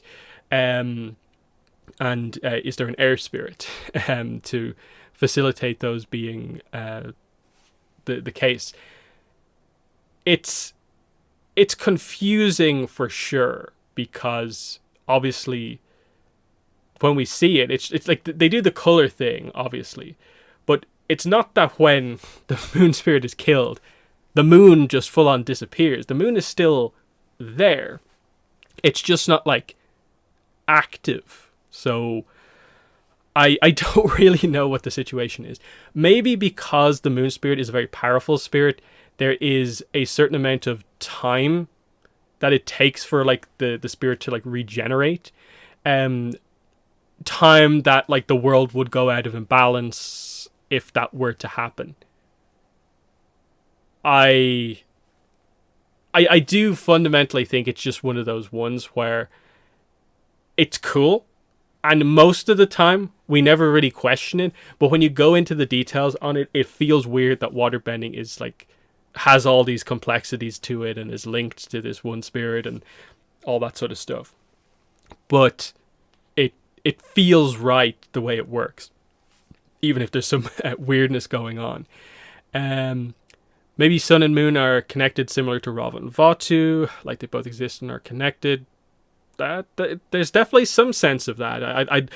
I'd like for us to really heavily explore, like, the hierarchy of spirits, and that obviously Raava Vatu on the top, Wan Shi Tong's pretty high up there, but yeah, like the other ones, like obviously the Moon and Ocean are quite high up, but more of them, what's the deal there?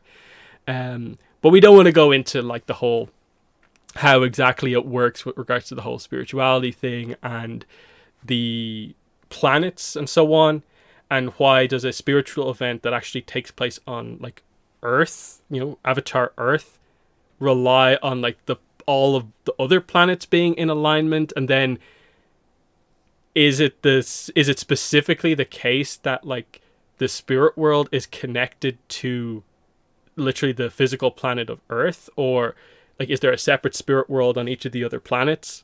Like if you go into the spirit world on the moon, where do you come out? And it gets into all these like crazy situations of like when we get to space era Avatar, how exactly does this all work? Like the Avatar equivalent of like Mars, Saturn, and stuff like that. Like, can you earthbend on these planets if they have a rocky surface? Obviously, if you go down like the scientific road, I guess it depends on metal composition, I suppose, and stuff like that. But there also might be a weird thing where spiritually earthbenders can only bend the earth of Earth. But then there's the meteorite metal, which is actually the easier ones to bend. But is that literally just because of science, or is there something because it's a celestial object metal and you're getting into wild weeds that we're never really going to explore, are we? But still, interesting to think about for sure. How exactly all of that stuff works, for sure, because it maybe suggests the idea that like are there spirit world planets, and how exactly that all works. So interesting. We'll move on before we get lost in into the cosmos of Avatar. What if Tenzin was never born, thus Korra not having an airbending master to teach her? Okay, so this is the situation where I suppose Aang still was the last airbender. He and Katara never had an airbender kid. So Korra still is born. She is still born as an airbender.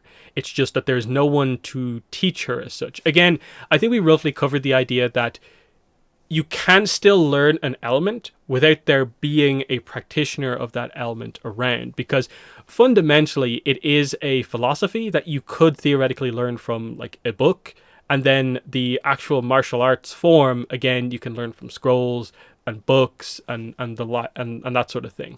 There were air acolytes, so they can help with some things. And then because she is the Avatar, I'm assuming if they knew there was not going to be an airbender around, they would double down on her spiritual teachings so that she would be able to communicate with the past lives, and she could learn airbending, or more of the details of airbending, by talking to past air avatars. So directly to Aang, Yang Chen, and other air avatars in the past. Like, we've never really seen it as such, but I'm assuming if you're spiritual enough, you can have a longer connection talk with the past avatars and make that happen. So, it's not that Korra would never learn airbending. It's maybe not the ideal situation, but it can happen that she does learn it. Again, it's that idea of, how does Zahir know how to use airbending if he's never had it before, and then he suddenly gets it, but is still really strong? He knows the philosophy and is a good martial artist, and even though he's maybe not doing the exact airbending style, he can still roughly do it. But he could use a master to lean him in that direction. So there is that.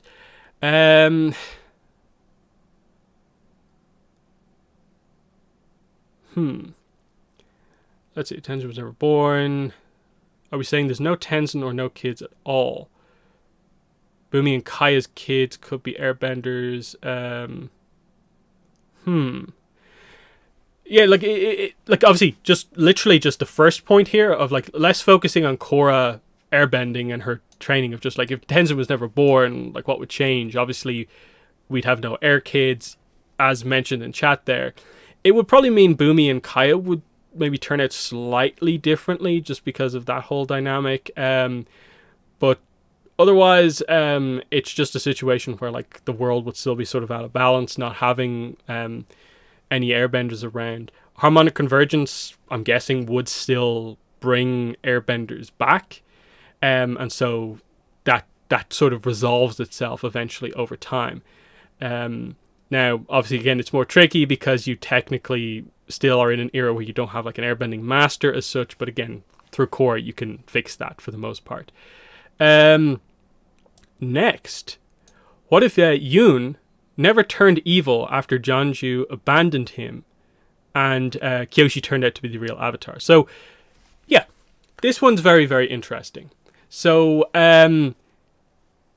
the situation here, okay, we have to kind of get this in line. So Yoon is effectively sacrificed by Jianzhu to Father Glowworm.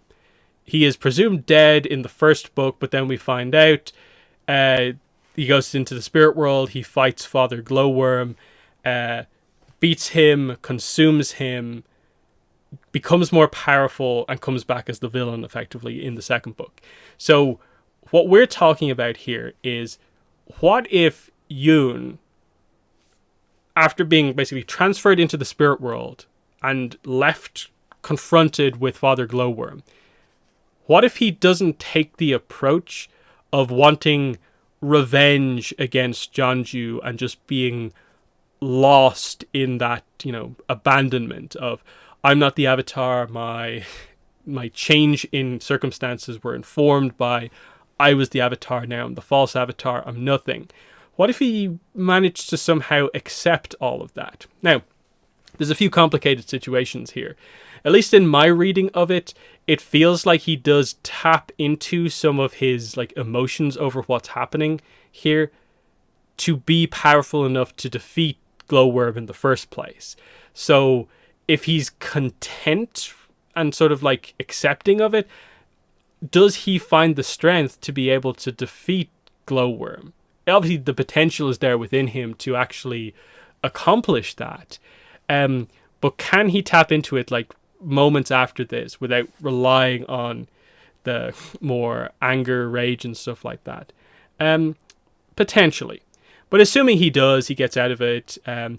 Does he eat Glowworm still? Does that still happen in that exact same way if he's in a better situation? Because that potentially changes things as well. Are we still talking about empowered Yoon but good, or he manages to get out of Glowworm but he's still just normal? And then what actually happens from here on out? Well, obviously, if he survives and is normal, he, I guess, doesn't do what he does at the end of the first book and just randomly turn up and effectively lead to kill Jianzhu and stuff like that. And then in the next book, he doesn't then go on to want to kill other people who assisted in the ruse that he was the Avatar, like Heiron and so on.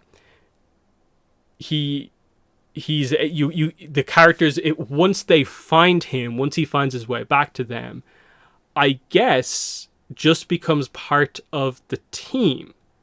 Now, it's interesting because obviously the direction that the other characters go in is okay, Kyoshi's learning to be the Avatar, Rangi's sort of not always around her. What role would Yoon play in the Shadow of Kyoshi dynamic is probably the main point of this. It's especially because like mentioned in chat there, it potentially opens it up to being a little bit of a love triangle situation here. Because there's heavy emotion between Kyoshi and Rangi in a way because they've just lost Yoon and he's not involved in that, and that relationship is able to blossom while they all believe Yoon to be gone. If he's just there, we know there's sort of feelings there from Kyoshi towards Yoon to at least some degree. So that might get in the way of the Rangi stuff happening, at least as maybe quickly as it happens in those situations. I'm guessing the timing of that would be that they would still have those early first connections. If he only finds his way back to them towards the end of the first book, they would still basically be in a relationship by the time he comes back into things. So it depends on what way you go with it. Do you want him returning to cause drama between the two of them, or does he just accept it and go on with things? Because again, we're going with the idea he doesn't turn evil, so I think it would make sense that he also doesn't feel any sense of jealousy here. I'm guessing it's maybe just a situation where maybe it's a little bit of a trio. While Rongi's maybe off doing her thing before they go to the Fire Nation, it's maybe Kyoshi, Yoon, and Jinpa who are the ones who maybe go around the place, because Kyoshi could use the amazing diplomat that Yoon is. That Yoon is like the quintessential Avatar. So he can do a lot of those things that maybe she's not good at. And actually having the real Avatar and the false Avatar be on good terms, and they can both explain the confusion to the world over what happened, that I think works. That way all the nations can be like, oh, well, Kyoshi's the actual Avatar, but she supports the dealings that the previous, person we thought was the Avatar makes. They're actually close friends. Okay, this is actually fine. It doesn't cause too many political issues. I'd say the main problem that happens in all of this is just that Jianzhu, I guess, Kyoshi has to go after Jianzhu, and it's like, does Kyoshi kill Jianzhu or not? Because she doesn't get the out there of Yoon doing it, and he would still go through everything he does. I suppose the question is maybe, like, is there any possible way Yoon arriving back on the scene just diffuses the situation and Jianzhu switches around? I'm not sure. It probably has to be some sort of a thing where together Yoon and Kyoshi defeat Jianzhu, and like he dies as a result of that. So they've not like murdered him as such, but they both maybe get part of what they want. The real question maybe here is, like, if in a situation where Yoon makes you the opposite decision, do you do then something different with Jianzhu, or do you keep him the same? That's maybe more interesting to consider. Other than that, I think he is just a consistent member of Kyoshi's team Avatar. I think. So there's that, and then Kyoshi, she would want justice for Kelsang, yes. Yeah, it's interesting. Again, it's very, I suppose, harsh you want it to be with Kyoshi, where by the time you get to the scene with Jianzhu, she's already killed Zhu Ping on, so you've already done the idea of she's willing to kill someone, and then, do you want to just do that again? I'm not sure. The way if I was maybe writing it myself, the way I'd probably do it is that it's like Yoon and Kyoshi defending against Jianzhu, and he does like a big attack. They like defend the people, but like his attack takes himself out. That maybe Jianzhu has a little bit of a Gazan moment, and that's what happens. Where like they're still fighting him, he kills himself. Maybe a little bit of the whole Chin the Conqueror thing, where Kyoshi's like, okay, I didn't directly like aim an attack at him that killed him, but I think I was going to do it. Similar to the whole Chin thing. I think that's probably the way that you would do this otherwise.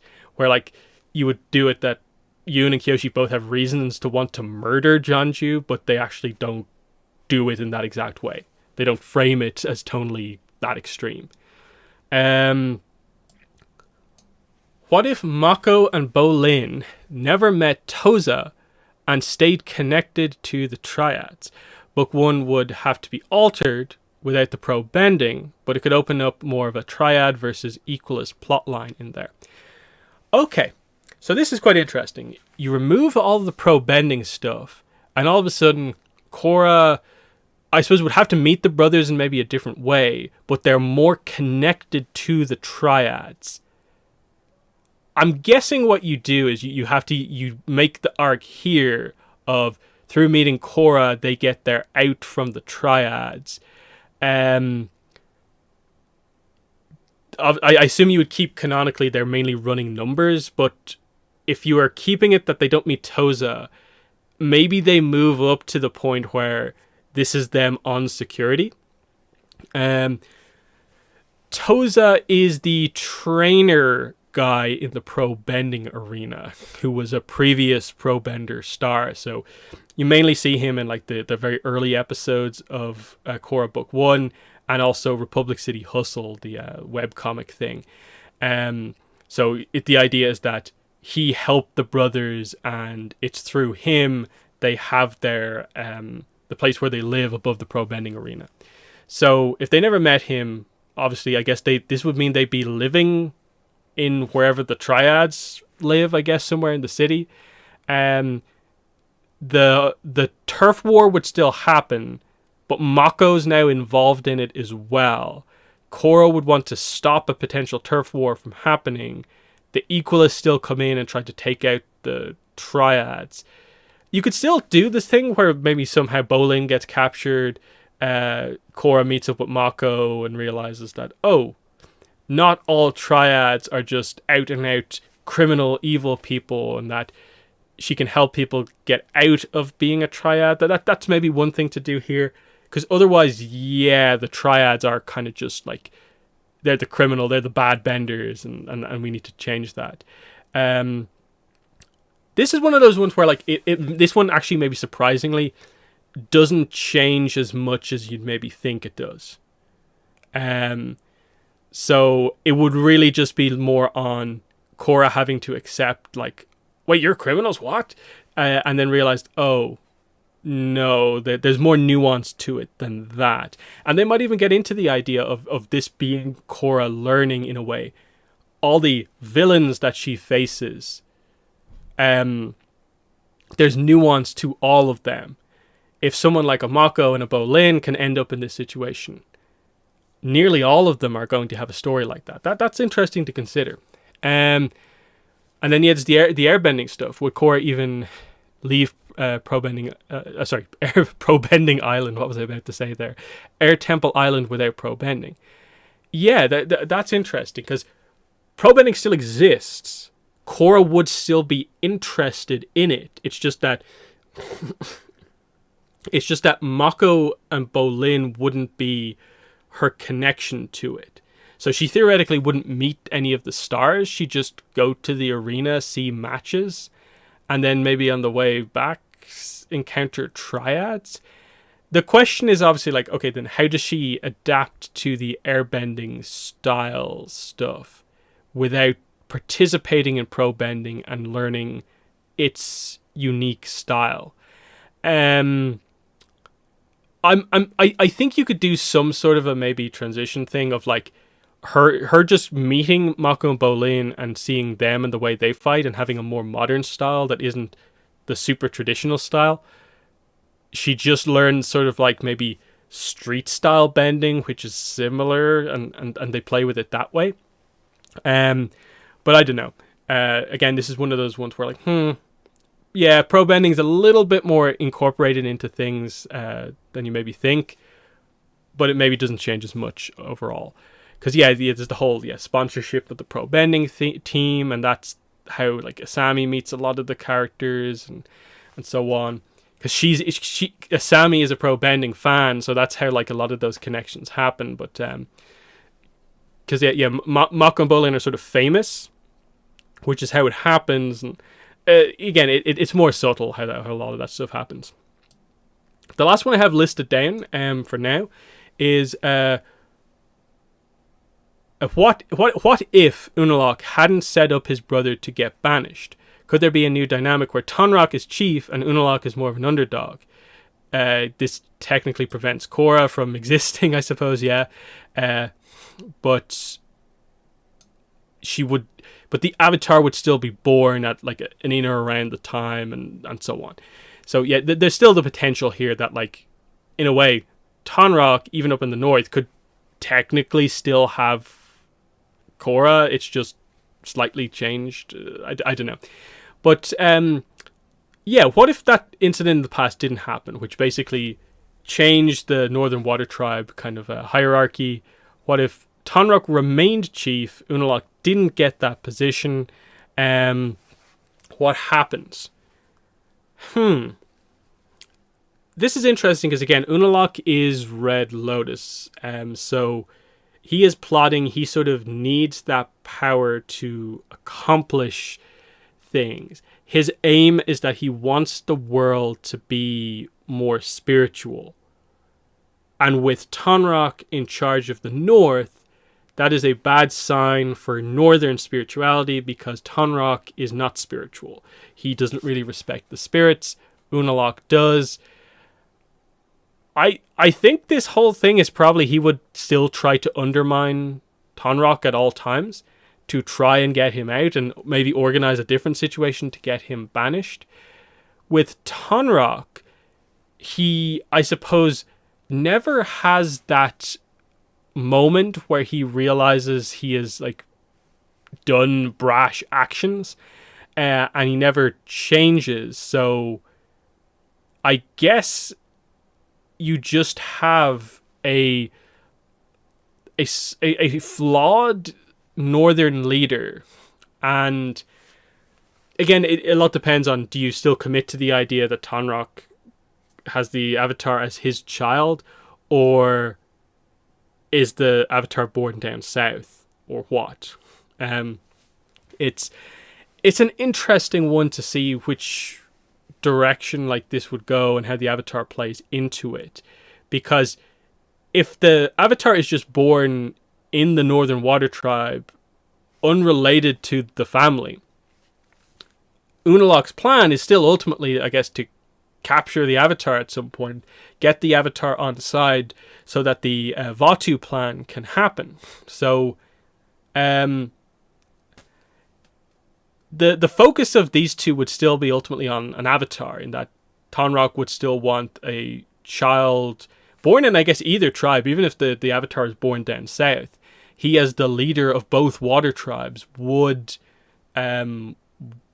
be interested in that, because it's the water tribes have the Avatar. Unalaq would obviously want to do his whole thing with the Avatar, and yeah, he would try to, I guess, order the kidnapping attempt. It's just technically it's someone different, maybe. That's interesting. Again, like, this maybe brings into question the idea of, like, if this were to happen, like, is one parent or the other, were they always destined to have the Avatar, or is it literally just the timing situation when it comes to, like, the Avatar? We don't really know, but I think it's just more of a timing situation. Again, like, this is one of those weird things where the main effect of Tonraq's banishment is that he goes down south, marries Senna, they have a child, and that child turns out to be Korra. And that creates a situation where Unalaq, his non-spiritual brother, has the Avatar as a daughter, and he needs the Avatar on his side. It's still fundamentally the brothers being at odds with each other, arguing about things. This particular dynamic just maybe makes it a little less personal, because all of a sudden he's not kidnapping his niece, his brother's daughter. He's just kidnapping someone else. It's still terrible what he's trying to do, but it takes away some of the dynamic between Tonraq and Unalaq. And I guess Unalaq isn't able to do as much because he's not the overall leader. But I suppose as the brother of the leader, he'd still be in a pretty high position, so he'd still be able to accomplish quite a bit, especially if Tonraq is more of your, like, action-focused leader who isn't particularly focused on politics. You can maybe see him leaving some of that stuff to an Unalaq, while he focuses more on organizing the military or whatever. This surprisingly, I don't think changes that much, at least straight off the top of my head. So there's that. And that brings us to a close on that. We actually ended up getting through all of them and giving them quite a bit of discussion. I think there was one or two other ones from the chat that got brought up. So I suppose final thoughts here. Final questions. Are there any other, like, what if scenarios you want me to quickly cover before we end the stream here? Because otherwise I think we might be just about done here. I obviously, like, struggle a little bit. I think I might have skipped some, actually. Oh yeah, I did. I totally skipped some, didn't I? How did I do that? I know exactly what happened. Yeah. I did this one. And then jumped down to the reverse, skipping all the ones in the middle. So actually there's loads I didn't do. Okay, so let's try and do some of these other ones. What? I'm completely lost now with this. Okay, here we go. Starting from here. So yeah, lots more to do. Again, I actually now don't think there will be enough time on the stream to go through all of these. What if Aang didn't meet the Line Turtle? Okay, so this is another thing to add on to the whole Aang killing Ozai. This meeting the Line Turtle gave him the power to where he could do it without needing it. Well, if you get into the situation, it's Aang gets Ozai into a position where he basically has him captured in earthbending, then he energy bends him. The problem here is that Ozai, with his bending, is powerful enough to break through, I suppose, nearly any earthbending that Aang puts him in. So Aang would have had to, I think, just utterly, completely encase Ozai in earth, or completely contain him in some way to do things in the right way. Otherwise, yeah, he might have had to actually go through with killing Ozai, or at the very least, he might have had to, injure him to the point where, you can't, firebend because I've broken your arms and legs. It seems brutal for Aang to maybe do that, but it's better than, if you don't want to kill someone, and otherwise he's going to be terrible, that's one thing. What if Zuko killed Ozai during the eclipse? Now, obviously, he realizes in this scene he could do that, but realizes that the Avatar, that's the Avatar's enemy in this. And I think this is Zuko before Iroh even says the line, in the finale, realizing that this would look bad as a member of the royal family, killing each other, potentially for power, position in the line of to the throne. Now, if he actually went through with it, what would have happened here? So, Ozai dies in the invasion where they otherwise succeed. He is in or around the Fire Nation. He hasn't, I suppose, he's left a letter behind, but he's in this position where, he's now killed Ozai. But the nation thinks he's back. So if you can go back, get rid of that letter, and make it look like he's not actually done anything. This is actually a quite interesting one. Because obviously he would have killed him with the swords, and it might have been very obvious, and it would immediately turn it into a bit of a situation where I suppose it would be Azula investigating what happened to Ozai. Would Ozai have had a thing in place where he immediately is it goes to Azula, not Zuko? Maybe there is immediately a battle or conflict over who is the next in line. I'm not really sure. There's definitely a few ways that can go. What if Kaya didn't die? Okay, so what are we saying happens here? I guess maybe Yon Rha stalls enough to where Hakoda and everyone gets back. They're able to take him out and fend off the Southern Raiders, and Kaya is actually around. What does Kaya actually being around change? Obviously, it means Sokka and Katara and Hakoda, I guess, have happier lives growing up. Katara isn't... Not as much responsibility is placed on Katara because of this. This is one of those ones that's actually quite interesting in terms of it doesn't change that much. It maybe means Katara is not focusing so much of her attention on hope for the Avatar to return. It obviously removes the whole arc with Yon Rha later on.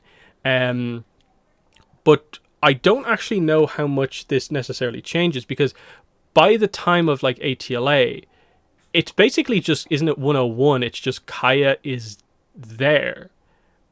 That's interesting. Oh yeah, there's the nuance. But does the Fire Nation keep coming looking for the last waterbender? Yeah. So this ultimately, I suppose, comes down to like, yeah, if this is like exclusive information that only Yon Rha knows, or if this is like the Fire Nation know there's another waterbender down here. So if they like deal with Yon Rha and like keep him prisoner, and they keep that information away, I think the series, I guess, happens without much happening. Does this... That's an interesting point. Does Kaya being there mean that Sokka and Katara don't feel the need to go with Aang when they potentially find him?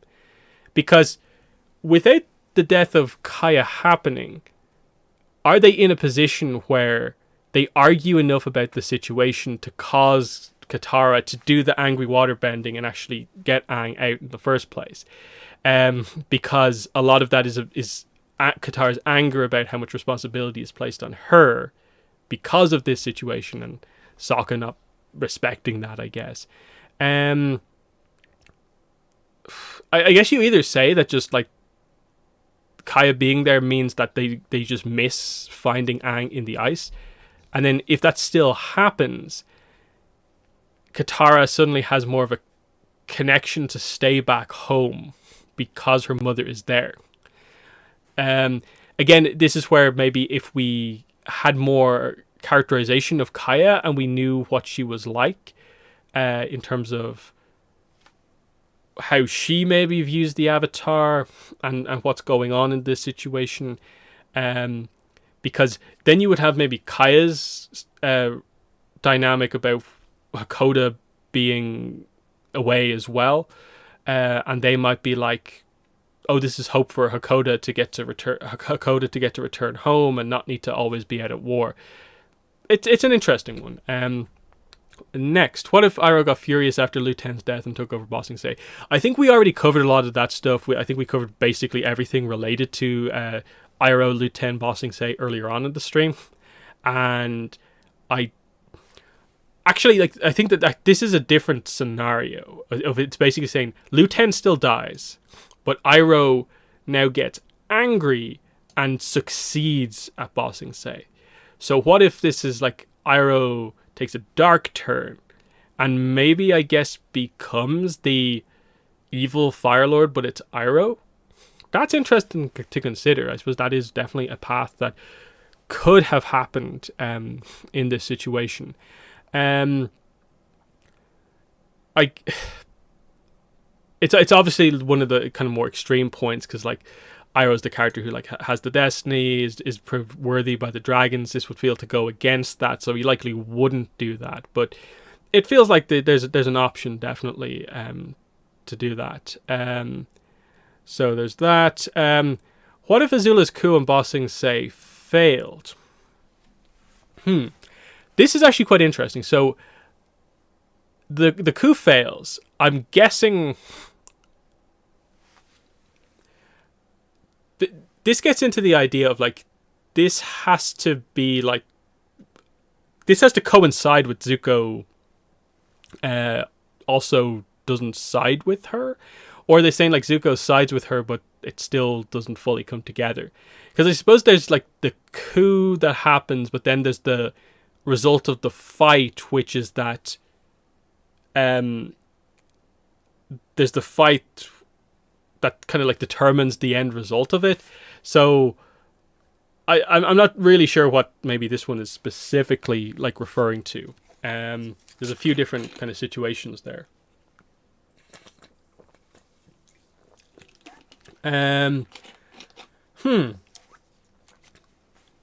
What if the coup failed? Okay, well, let's say it's with Zuko. So everyone gets captured. Ba Sing Se remains a holdout, but a bunch of the main people now on the Fire Nation side have been captured.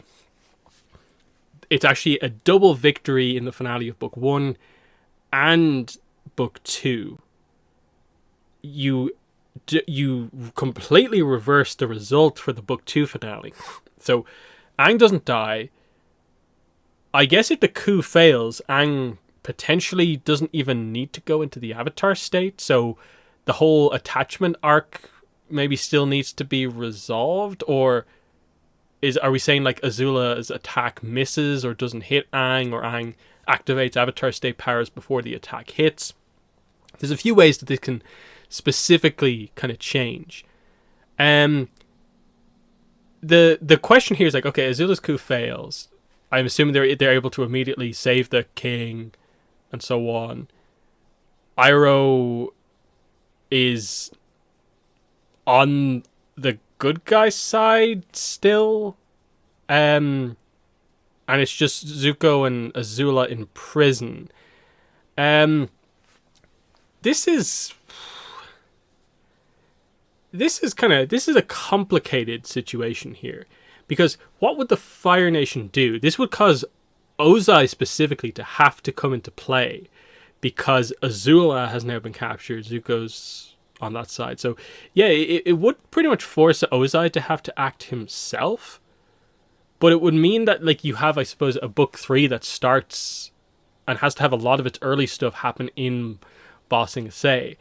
I guess book 3 would turn more into these sort of more even, like, two nations battling for the end of the war. And then it's about, are we able to convince Zuko to come over to the right side? Can we convince Azula? Is there like a attempted escape for Azula? It depends on what way you want to go with things here, of like, is Azula just captured for the rest of the series, or is she coming back into play for the ending? This is one where, like, I wish I had like the idea about what the intent of this one necessarily is. So that's interesting. Yeah, the comet still comes, so the comet, I guess, yeah, would have to be the attack on Ba Sing Se, and that would maybe lead to like Azula and Zuko freeing themselves.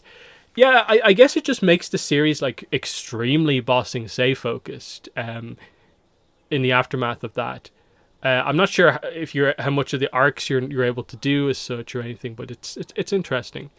What if Azula was redeemed during book 3 after the beach episode?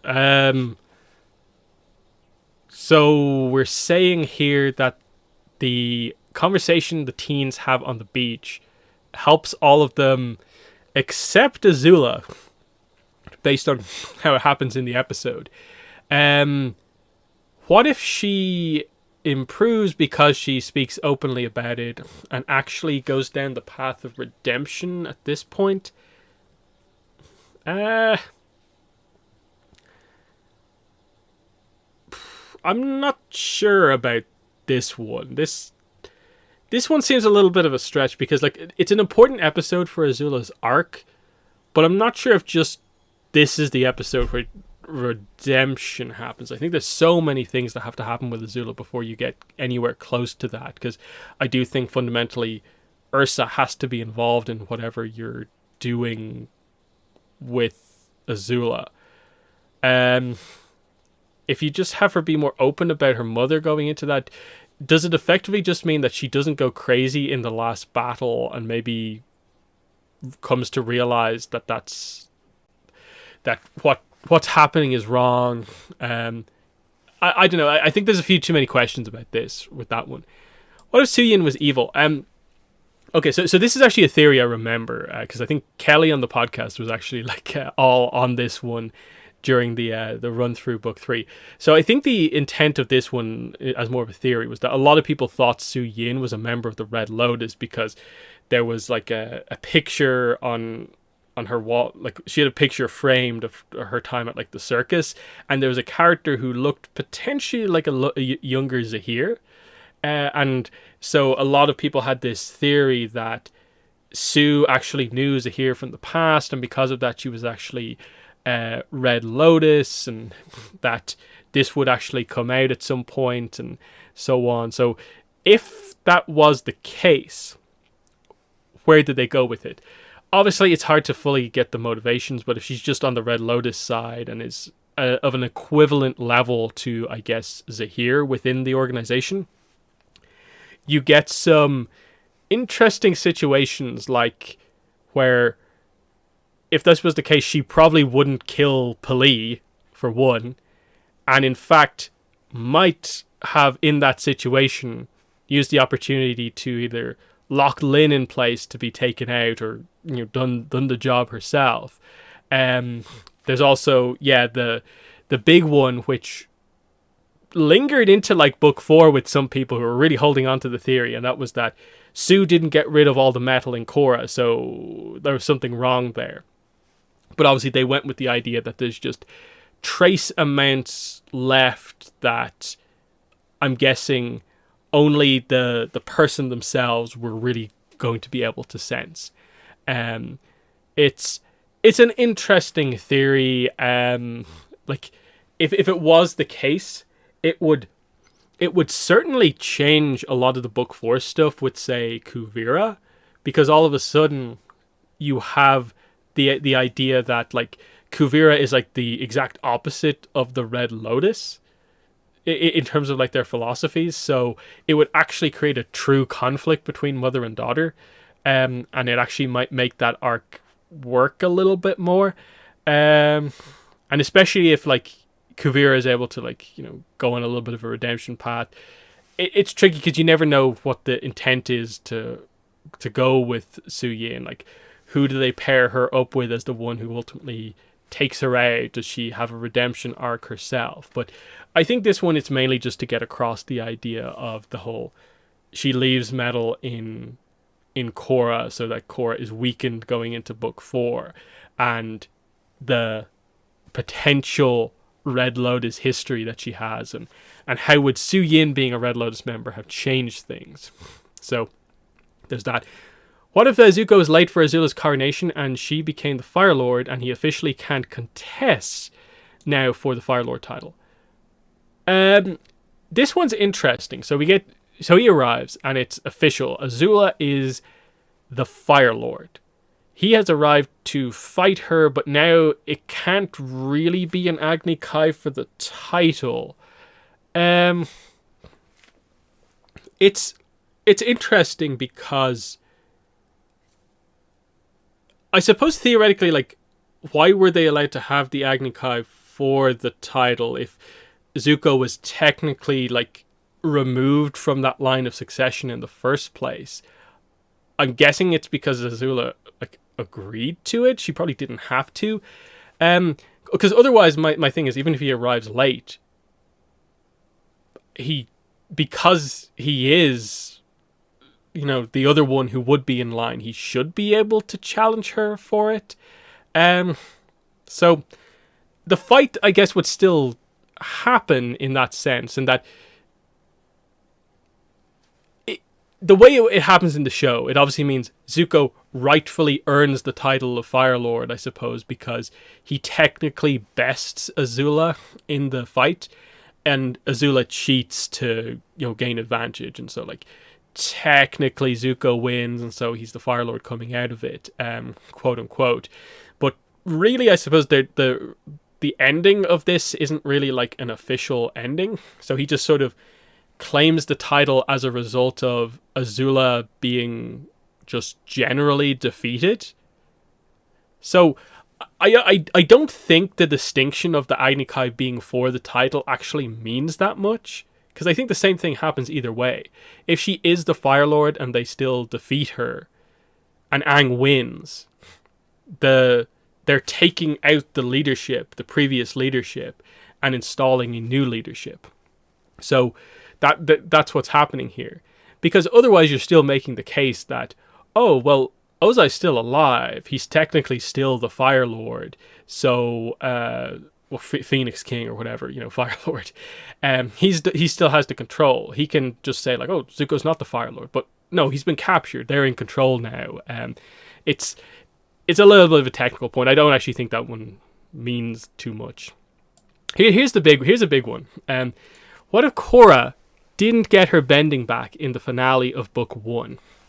So the way a lot of people back at the end of book 1 wanted this to go was that effectively Korra has her own Aang book 1-2 style journey where she's able to go in these arcs to relearn the elements and so on. I've never been a big fan of that because, one, the technical explanation for why she doesn't have her bending means that unless you do a sort of really technical explanation for why she can get it back all of a sudden, there's no need for her to relearn the element because that's not what's happened. I also think it's a little bit boring to necessarily want to just repeat the thing, especially when we know the character has already undergone water, earth, and fire bending training. But just the concept of what if it's just this thing, the Avatar state can't do it, Katara can't do it, Korra can't do it. Amon's blocking of her elements is permanent. So she just goes into book 2 only having airbending, and her other elements, she knows they're still there, but they're just blocked in a way where she can't access them. Now, if you do that, there has to be the setup of there's some way to get them back eventually. Because otherwise, you probably should just commit to the idea that Amon can full-on take bending away instead of the actual explanation. So how do you actually do that? Do you have Korra actually have to go down the path of, like...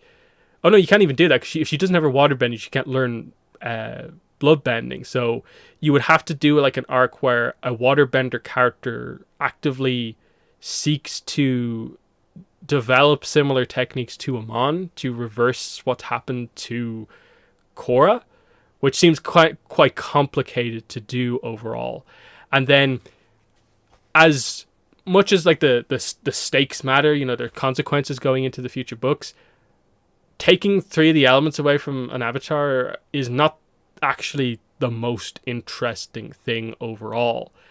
And in that sense, actually removing the past lives is a much more interesting concept than just removing 3 elements. And so I completely preferred the way they did it in canon, and I don't necessarily see what exactly you do with the getting her bending back thing, because I've always liked the idea of the sort of the reverse dynamic of the book 1 finale versus the book 2 finale, that Korra finally becomes spiritual enough to unlock airbending and the avatar state, so she is able to get the benefit of this power that she hasn't had access to before. So the amazing power of the avatar state that she's basically using for the first time, those powers solve her problem. And then you reverse that in the book 2 finale, where she doesn't have any of those special powers, but on her own, with less power than she's kind of had before, she's able to resolve the big problem on her own. I've always liked that and how they did that. Other than that, Line Turtle would seem like the only option of like the experts at energy bending, the ability to give people bending, and I guess control over things. That feels like one of the only ways to actually do it. Otherwise, I think the only other option would be for Korra to undergo some sort of the guru-like Aang arc, where she literally has a situation where she has to sit down and open like all 7 chakras, and that would reverse what Amon did. I think they're kind of your only 2 options. It's, like I said, Line Turtle or a guru type situation. They're the only, I think, realistic ways to make it work without just using the avatar state. But then again, because if the Line Turtle works, it makes sense that the past lives work because they're using the same technique. So, it's, one of those things. I'm always up for a Line Turtle, but in this case, do you need to complicate it as much? So there's that. What if Sozin was the avatar instead of Roku? So this is an interesting one in that Sozin is the avatar, and we're assuming that otherwise he is the same. He just happens to be a Fire Lord who is also the avatar. He has even more power than before, and would want to go down that path. Again, we've already had the discussion about can an avatar actually be sort of quote unquote evil, and I think we've settled on the idea that for the most part the avatar is given free will enough to take wrong decisions. And it would only be in, like, I think very extreme circumstances where there might be some sense of, like, Rava past lives taking things over and so on. So this would be really bad. Now, the question here is that where does this place Roku? They're still, best friends, I guess. Roku's a Fire Nation noble. He has firebending. He's powerful, I guess. I bet you effectively have to make him, like, Fire Lord level, I guess, Firebender. And I guess in this case you make the arc of Roku beginning to realize that Sozin is doing wrong, and it becomes more of a Fire Nation like plot where it is more of Roku against Sozin, and that happens like earlier, and there's less time gaps between everything happening because Roku would have to see straight away that the power is getting to Sozin, and it creates a cool situation because this probably this becomes the other people have to take down the Avatar plot, where which we haven't really like seen before, of like, what if the Avatar is just kind of a menace to society, and like what if they actually need to be taken out, because otherwise this is actually a situation where you have to redeem Sozin from a potential position he's coming from here. So this one actually gets quite complicated, and it's actually like a major change where I borderline don't know what to say about it. And then this is actually, I think now, the last one on the list that I didn't get to here. So what if Noatak and Tarrlok didn't run away together with their mother and her finding out about the bloodbending powers? The wording on this one's a bit weird. Okay, what if Noatak and Tarrlok didn't run away?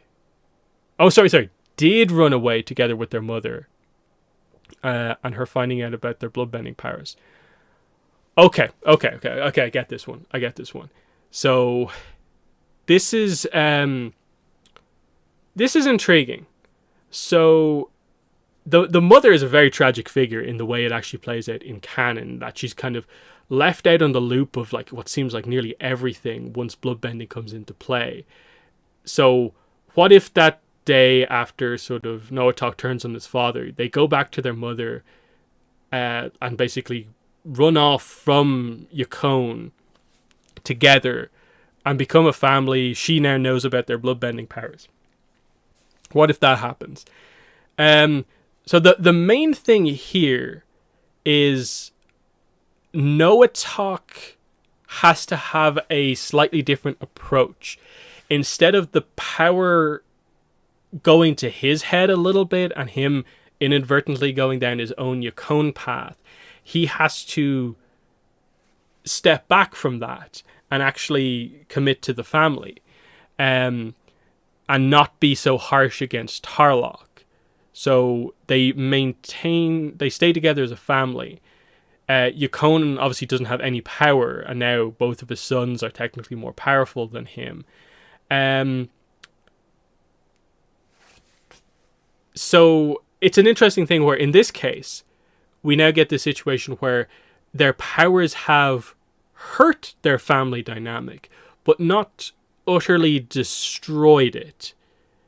Now, the impact of this on the mother would be very interesting, but in that, like, how would she immediately react to the idea of bloodbending and like what happens and so on? I guess it would depend on like how she takes being maybe so heavily lied to about the full extent of Yukon and everything that happened, but she would still care about the kids. So if they just ran off together and like started again, I think the three of them would go on fine, because the two of them would be able to protect the family from pretty much anything that happens. Yukon, like they might have to worry about like Yukon coming after them in some way, but again, without his own powers, and especially after all the time and effort he put in for his sons to like betray him, quote unquote, I feel like this just kind of stops a lot of this stuff from happening. In that, I suppose this also means that Noatak has to stop his pursuit of a power to match the Avatar, which is how he later comes to develop the bloodbending, chi-blocking internal technique. Does he still go into that or not? I do think them keeping an attachment to the mother would prevent the dark path that the two of them end up going on. And if the mother, if the mother was like killed at a later point after this happened, that might then send them on that path again, but maybe like less extreme, and it might change things up in that way. But otherwise, I think any sort of grounding to their family and that sense of like the family not fully falling apart in tragedy would keep the brothers sort of in check. But again, I think that would involve like us knowing a little bit more about the mother's personality and so on. So that's kind of important as well. But yeah, I don't think Noatak would go on to develop the Amon persona. I'm not even sure if Tarrlok would necessarily go into politics or anything like that. I feel that they would just focus on family and stay away from a lot of that stuff. So interesting for sure. But I think it's just that Water Tribe family thing. I think any sense of it would keep them together. But yeah, that's me missing out on a bunch of the ones I forgot to cover. So I guess I am going to wrap this up now. I can feel my my throat, my voice about to kind of go at this point. But you know, it was fun to go through it. I decided that this was the better way to do a lot of these what if scenarios than just turning my channel into like the what if discussion channel for like months on end. This way we just like, hey, we just you know, do all these at once, because in the grand scheme of things, like I think there was only like a few of them that were like super in depth. Like obviously this one, there's so much to go into with the whole Red Lotus kidnapping Korra situation. This one, the two from the thumbnail, I think there's a lot of like important stuff to go into. We actually found a lot to discuss with the whole what if scenario for Iroh, if like he succeeded at bossing Say, and how that might have changed things if Lieutenant like was still alive. That actually changed quite a bit. We had a bit of a discussion about like, you know, what would happen if like Ozai killed Aang, Aang killed Ozai, and what exactly would happen as a result of that. What else did we find interesting? This one was actually quite good to discuss. This one got quite technical. Discussing the idea of like you know, basically training in airbending without an airbender around was quite good. And some of them, so you guys, some of them I thought were very good. Other ones maybe like it's a little bit more, you know, difficult to get into the difficulties of. But yeah, that's that. So again, I'm open to doing something like this maybe again at some point. Again, I probably would want to do it as a stream again. But again, it would need some more suggestions on the what if situations. So yeah, not really sure when the next stream is going to be. I think a lot just depends on news happening and stuff like that. What I was thinking is like if we get the first excerpt from the Yang Chen book, that would, I think, be a decent one to maybe have a stream about. The problem with those is that like it's maybe too little content, because like I couldn't maybe like say the excerpt that we got for Shadow of Kyoshi, which was not really the most interesting chapter, that might not be worth like a full stream. But because it's our first like insight into like this version of Yang Chen, I guess regardless what it is, it's going to be somewhat interesting. So there's that. That in terms of like news and stuff like that. That's what I'm thinking of. I think we're probably a bit away from like preview pages for any of the upcoming comics, so I think they're maybe some of the only options. Podcast at the moment we are focused on in terms of like the extra discussions. We're doing the re-reviews for Avatar and Korra. So the plan is that next weekend, Saturday or Sunday, we probably will do the podcast where we review 104, so Warriors of Kyoshi, and Korra 104, The Voice in the Night, as well as all the news that's sort of built up and stuff like that. All that kind of weirdness that's been going on, like the whole calendar being nearly identical situation and so on, which is really, really crazy to think about. So there's that. Maybe another stream covering Avatar theories. That's probably one of the other ones. I know I did that. Was it a stream or a video? I forget. I did some form of content where I covered a bunch of Avatar theories. Might do another one of them if, again, there's enough suggestions for good theories and so on. It basically depends on if there's good suggestions. And the calendar not having like any new art. Yeah, I suppose technically none of it's actually new, because the only one you can in any way really say is maybe new is like the Yoon art from the exclusive being in color technically makes it new. Otherwise, everything we've seen before, because the Yang Chen one is just the cover for the book, and then the Kyoshi one they're using is just the cover for the first Kyoshi book. So I don't know. I'm hoping it's just a situation where it's maybe not the final art and it's just previews, and they might change it at the end. But at this stage, I'm not hopeful because they changed the description. But who knows? 2 months away from the Yang Chen novel. Yeah, that's the big thing. Yang Chen novel has definitely saved the year. Otherwise, this year is not great at all. How dark do you think Yoon's skin tone is supposed to be? I don't really know. I didn't really look into this too much. I don't think he's described amazingly well in terms of us to know too much about that. So I don't know. I'd have to look into that a little bit more. But yeah, in terms of like news that we're expecting, like we're also basically 2 months away from San Diego Comic-Con, and any sense that like, is this convention season when they'll finally reveal the projects? Not like no trailers or anything like that, but literally just announce that the name of the movie is this, rough idea of an estimate on the release date type thing. First, like, official Avatar Studios statement on stuff. That's because that's what I'm hoping for at the convention season.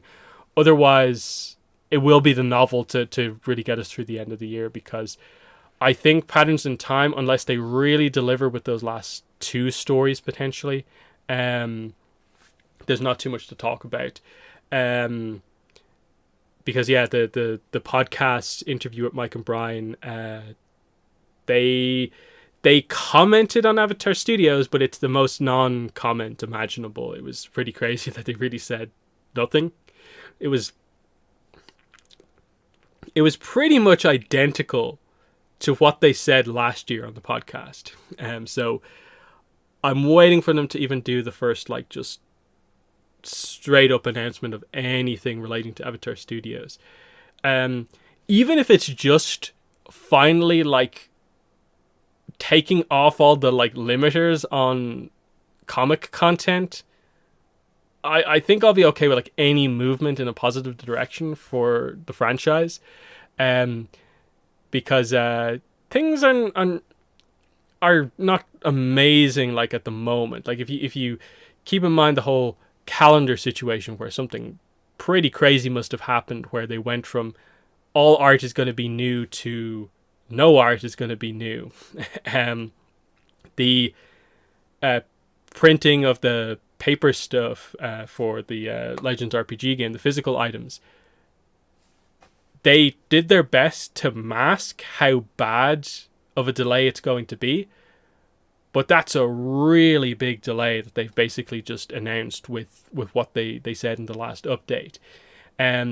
We just went through the free comic book day book, which if you look into that, has also been like hugely messed up somewhere in the background on the communication and production side of things with whatever happened to cause the shift from new Aang story to preview to the Aang thing, the Chibi story. The lack of Korra merchandise this year on the anniversary, or really anything of note, is significant.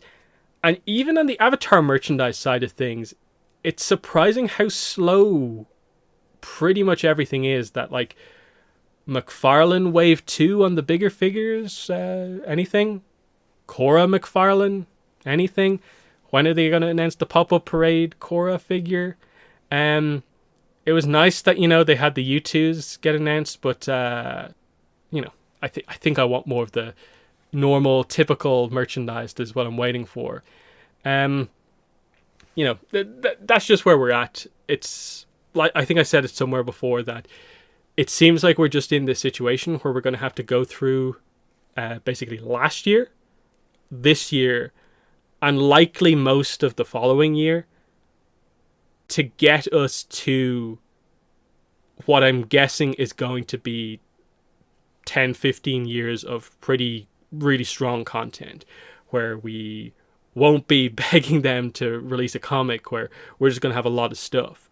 And we'll forget about the 3 years where we had very little, but it's tough when we're right in the middle of it now, and it feels like everything is a struggle. And if not for the surprise, in a way, announcement of the novel when they announced it, we'd be super negative towards this year based on what's happening. So that's that. And yeah, that's where we're at now, where the one slight beacon of hope with Avatar Studios is that when Mike and Brian talk about it, they're saying you won't like see like the release of these things for a while. Whereas we as a fandom are more talking about like the core announcement. So say for like Korra was first announced in like 2010. We're waiting for that level of announcement where we get like one image, the name of the project, and like a basic description.